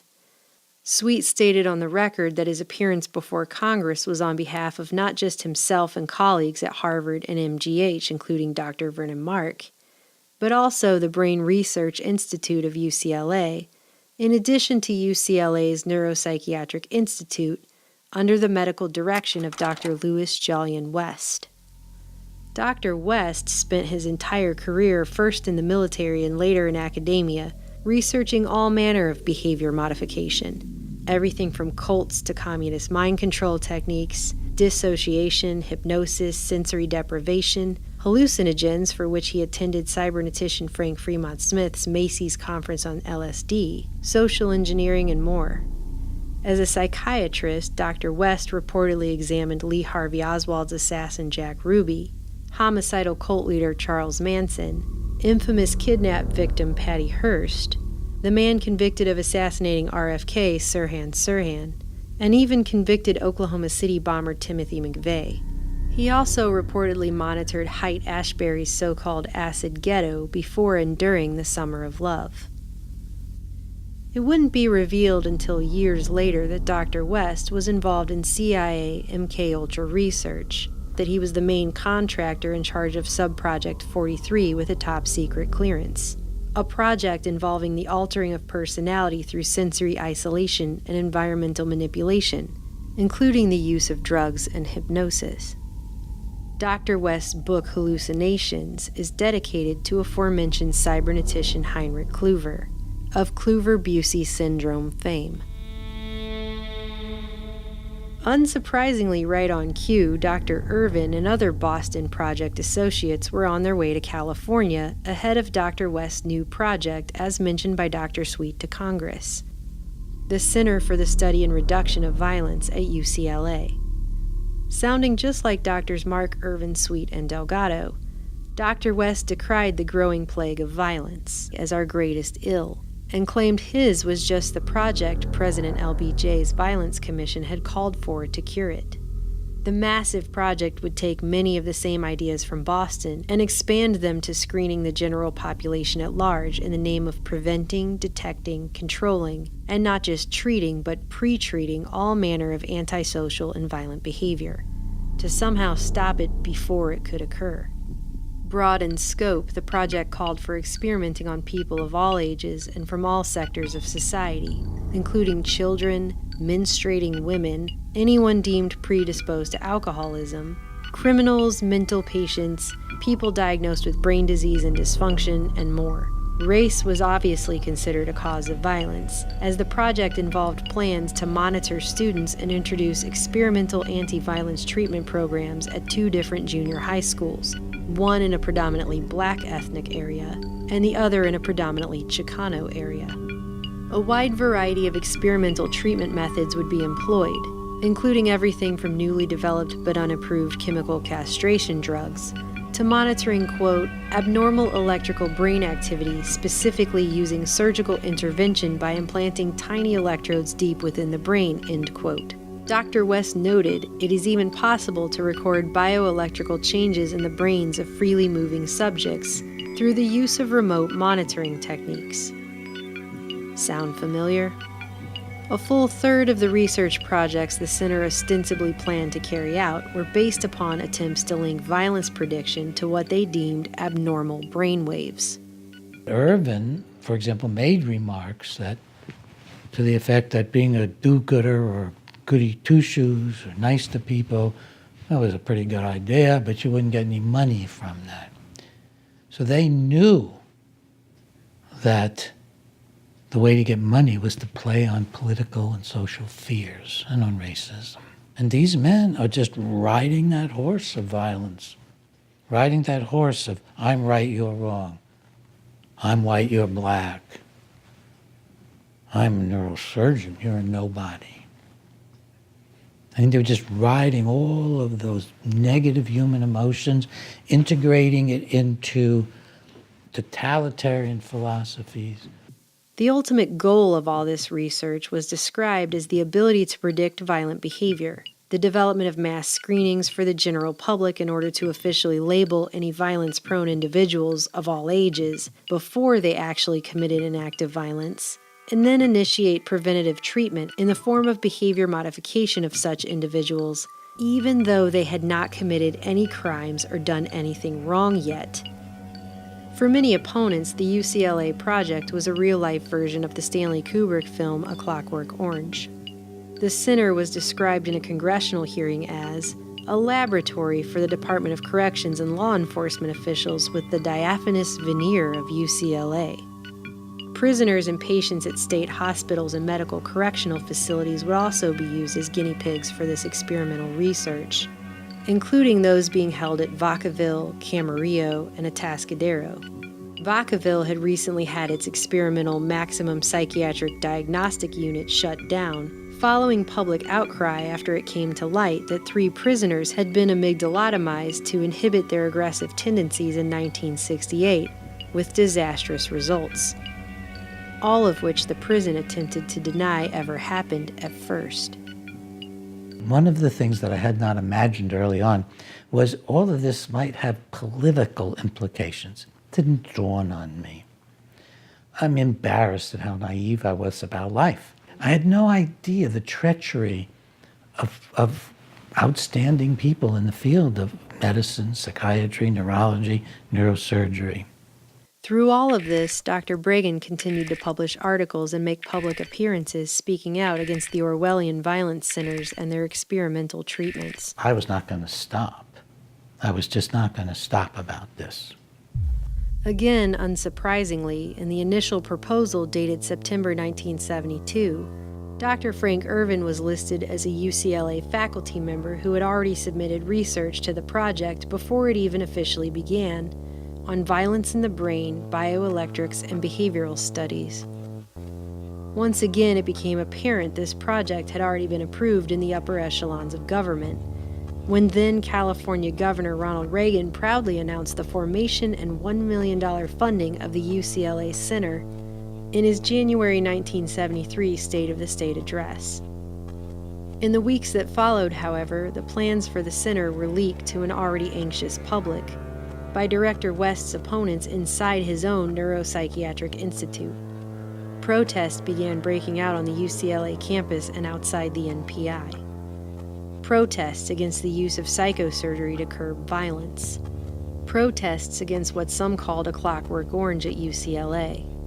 Protests against the obviously racist and sexist overtones of the proposal, and considering Dr. Irvin's timely presence at UCLA just prior to the project's announcement, protests against Drs. West and Irvin personally. Several students were even arrested after they chained themselves to Dr. West's desk. The project's proposal went through at least 4 revisions as Dr. West frantically attempted to rebrand his new violence center and regain public trust. Frank Irvin's name was removed from all subsequent drafts altogether. So was any trace of reference to psychosurgery, something that in the meantime Dr. Mark redefined in journal articles specifically as the creation of lesions in the brain and not the drilling into the skull for the placement of electrodes. This weak semantic argument allowed Dr. West to proclaim that his center was never going to be involved in psychosurgery of any kind, despite the fact that the placement of deep brain electrodes in test subjects, possibly including children, was a stated objective in his first proposal draft. By 1974, they even took the word violence out of the title, renaming the whole thing as the UCLA Project on Life-Threatening Behavior. Despite all the edits and reassurances, internal documents continued to get leaked to the press, and public opposition continued to build. Funding for the project itself was finally pulled and the project officially abandoned, after a shocking letter was leaked which hinted at something far more sinister than what Dr. West had adamantly tried to sell to the public.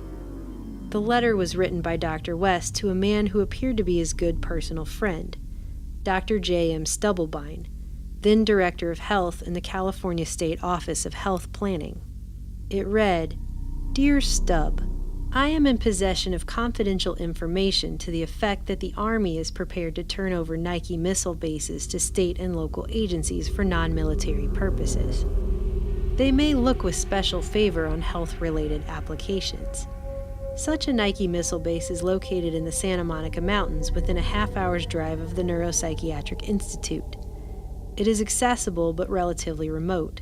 The site is securely fenced and includes various buildings and improvements making it suitable for prompt occupancy. If this site were made available to the Neuropsychiatric Institute as a research facility, perhaps initially as an adjunct to the new Center for Prevention of Violence, we could put it to very good use. Comparative studies could be carried out there in an isolated but convenient location of experimental or model programs for the alteration of undesirable behavior. Such programs might include control of drug or alcohol abuse, modification of chronic antisocial or impulsive aggressiveness, etc. My understanding is that a direct request by the governor, or another appropriate officer of the state, to the Secretary of Defense, or of course the President, would be most likely to produce prompt results. Needless to say, I stand available to participate in any way that might be helpful. Louis Jolyon West, M.D., Medical Director. And there it was, in black and white. Dr. West planned to use his confidential political back channels to acquire a newly decommissioned Nike missile base, complete with underground facilities and nestled high in a remote area of the Santa Monica Mountains, and turn it into a research facility to perform his experiments, altering people's behavior in a place he personally described as securely fenced and isolated. And that was the last straw. Public outcry drowned out Dr. West's best attempts at downplaying his sinner's true goals. The project was, at least officially, shut down.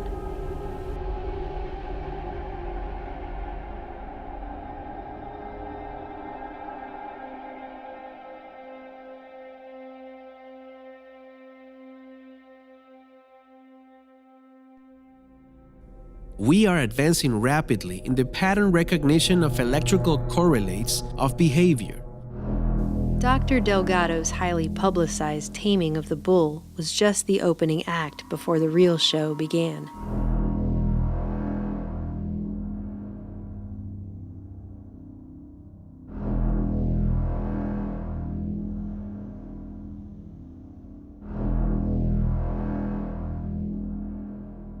Automatic learning is possible by feeding signals directly into specific neuronal structures without conscious participation.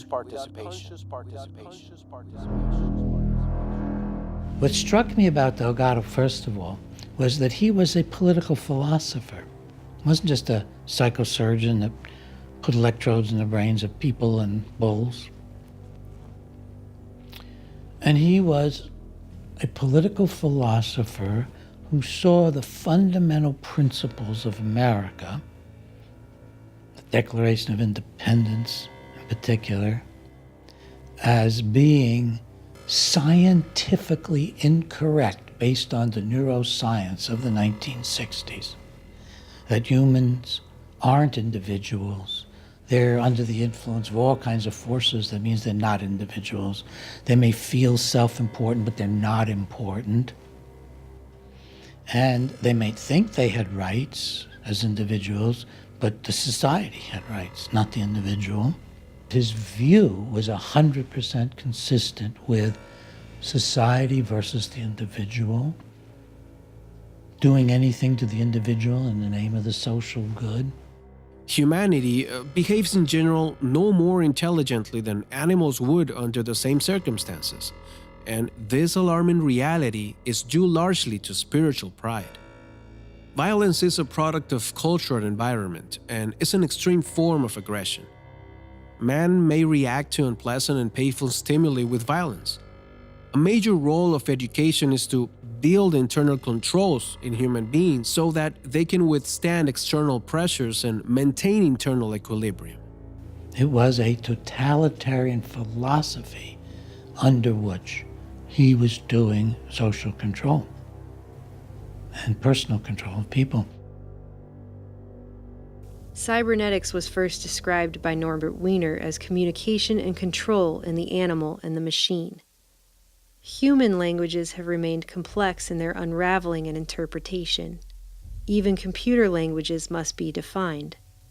In cybernetic terms, EEG brainwaves represented the world's first known non-symbolic language, able to directly communicate signals and meaning into the partitions of the mind. Direct communication was key. Man had uncovered a pathway to decode brainwaves, to interpret EEGs, and to encode reciprocal messages that a computer understands and responds to automatically.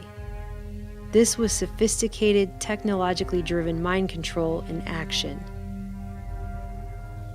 Most people simply can't grasp such a thing. Can't think it, imagine it, or believe it. An emotional plea is deaf to the drone of society, and each person learns to live according to its rhythms. Saul Sells' work on MKUltra Subproject 119, proposed and put into action in 1959, sought to activate the human organism by remote electronic means using bioelectric sensors, a lead with 24 channels of brainwave data, recording and data processing devices, and what Sells called an autocorrelator, the very machine the MIT and MGH teams developed to analyze and interpret EEGs. While the first autocorrelator of 1955 took 20 minutes to analyze Norbert Wiener's brain, subsequent versions of the device could surely approach real time, and with infinitely more channels of data. By the 1960s, Dr. Delgado demonstrated that his devices could automatically monitor, correct, and recondition the very mental capacities of his experimental subjects. And that is an idea unlikely to be forgotten.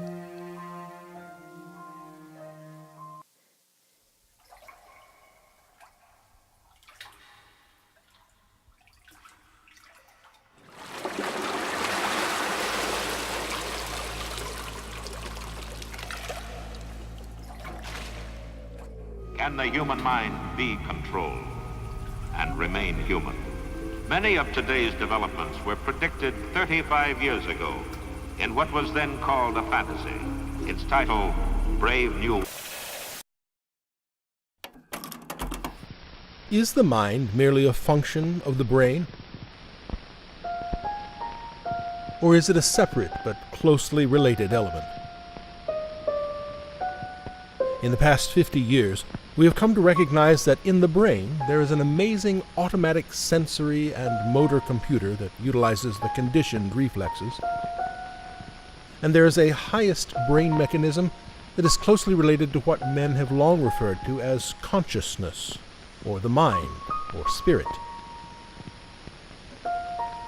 But the mind, I surmise, can give direction only through the mind's brain mechanism. It is all very much like programming a private computer. The program comes to an electrical computer from without. The same is true of each biological computer. Purpose comes to it from outside its own mechanism. This suggests that the mind has energy. There I must leave it.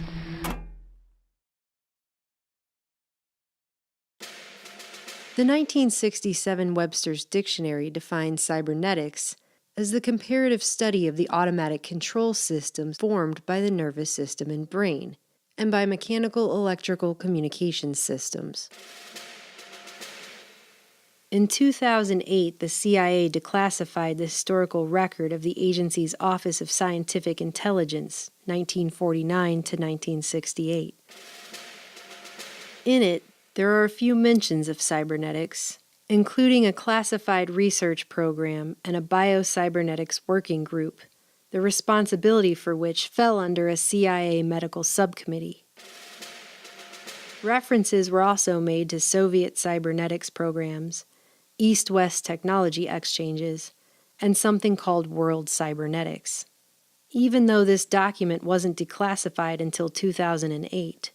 All of the pages describing the CIA's cybernetics program are still redacted to this day. I have puzzled over human evil for a long time. And I'm not sure I have more to say about it than anybody else, except I'm willing to call it human evil, which most folks aren't anymore. What was driving Mark Irvin and Sweet? What was driving Delgado? Dr. Jose Delgado wrote that conquering the human mind is a national goal at parity with conquering poverty or landing a man on the moon. The main aim is to establish a scientific foundation for the creation of a future psycho-civilized society. But how many people knew that humanity's new future course toward a psycho-civilized society could be traced back to a highly organized global program to unlock the black box of man's mind, established during World War II, funded by elite foundations, government health and intelligence agencies, and military research branches, run through Ivy League schools, hospitals,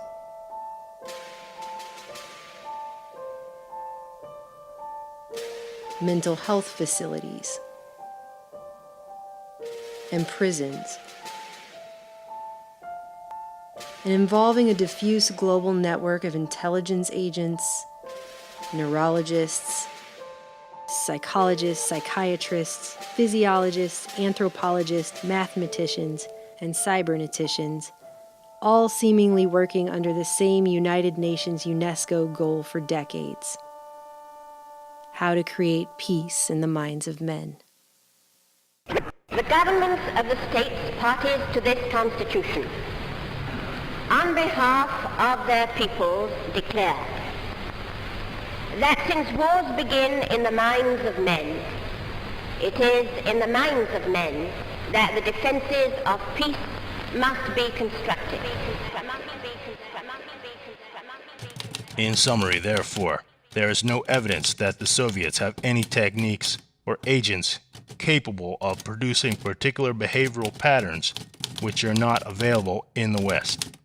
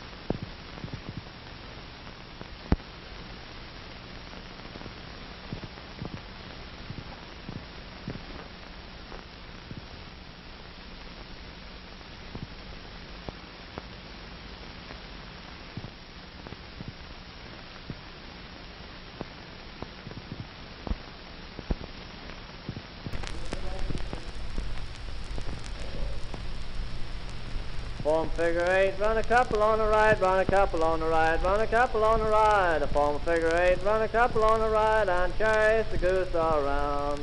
Round and around and round and round, round and round and round and round, round and round and round and round, chase the goose around. Form figure 8, run a couple on the right, run a couple on the right, run a couple on the right. Form figure 8, run a couple on the right, and chase the goose around. Round and round and round and round, round and round and round and round, round and round and round and round, chase the goose around.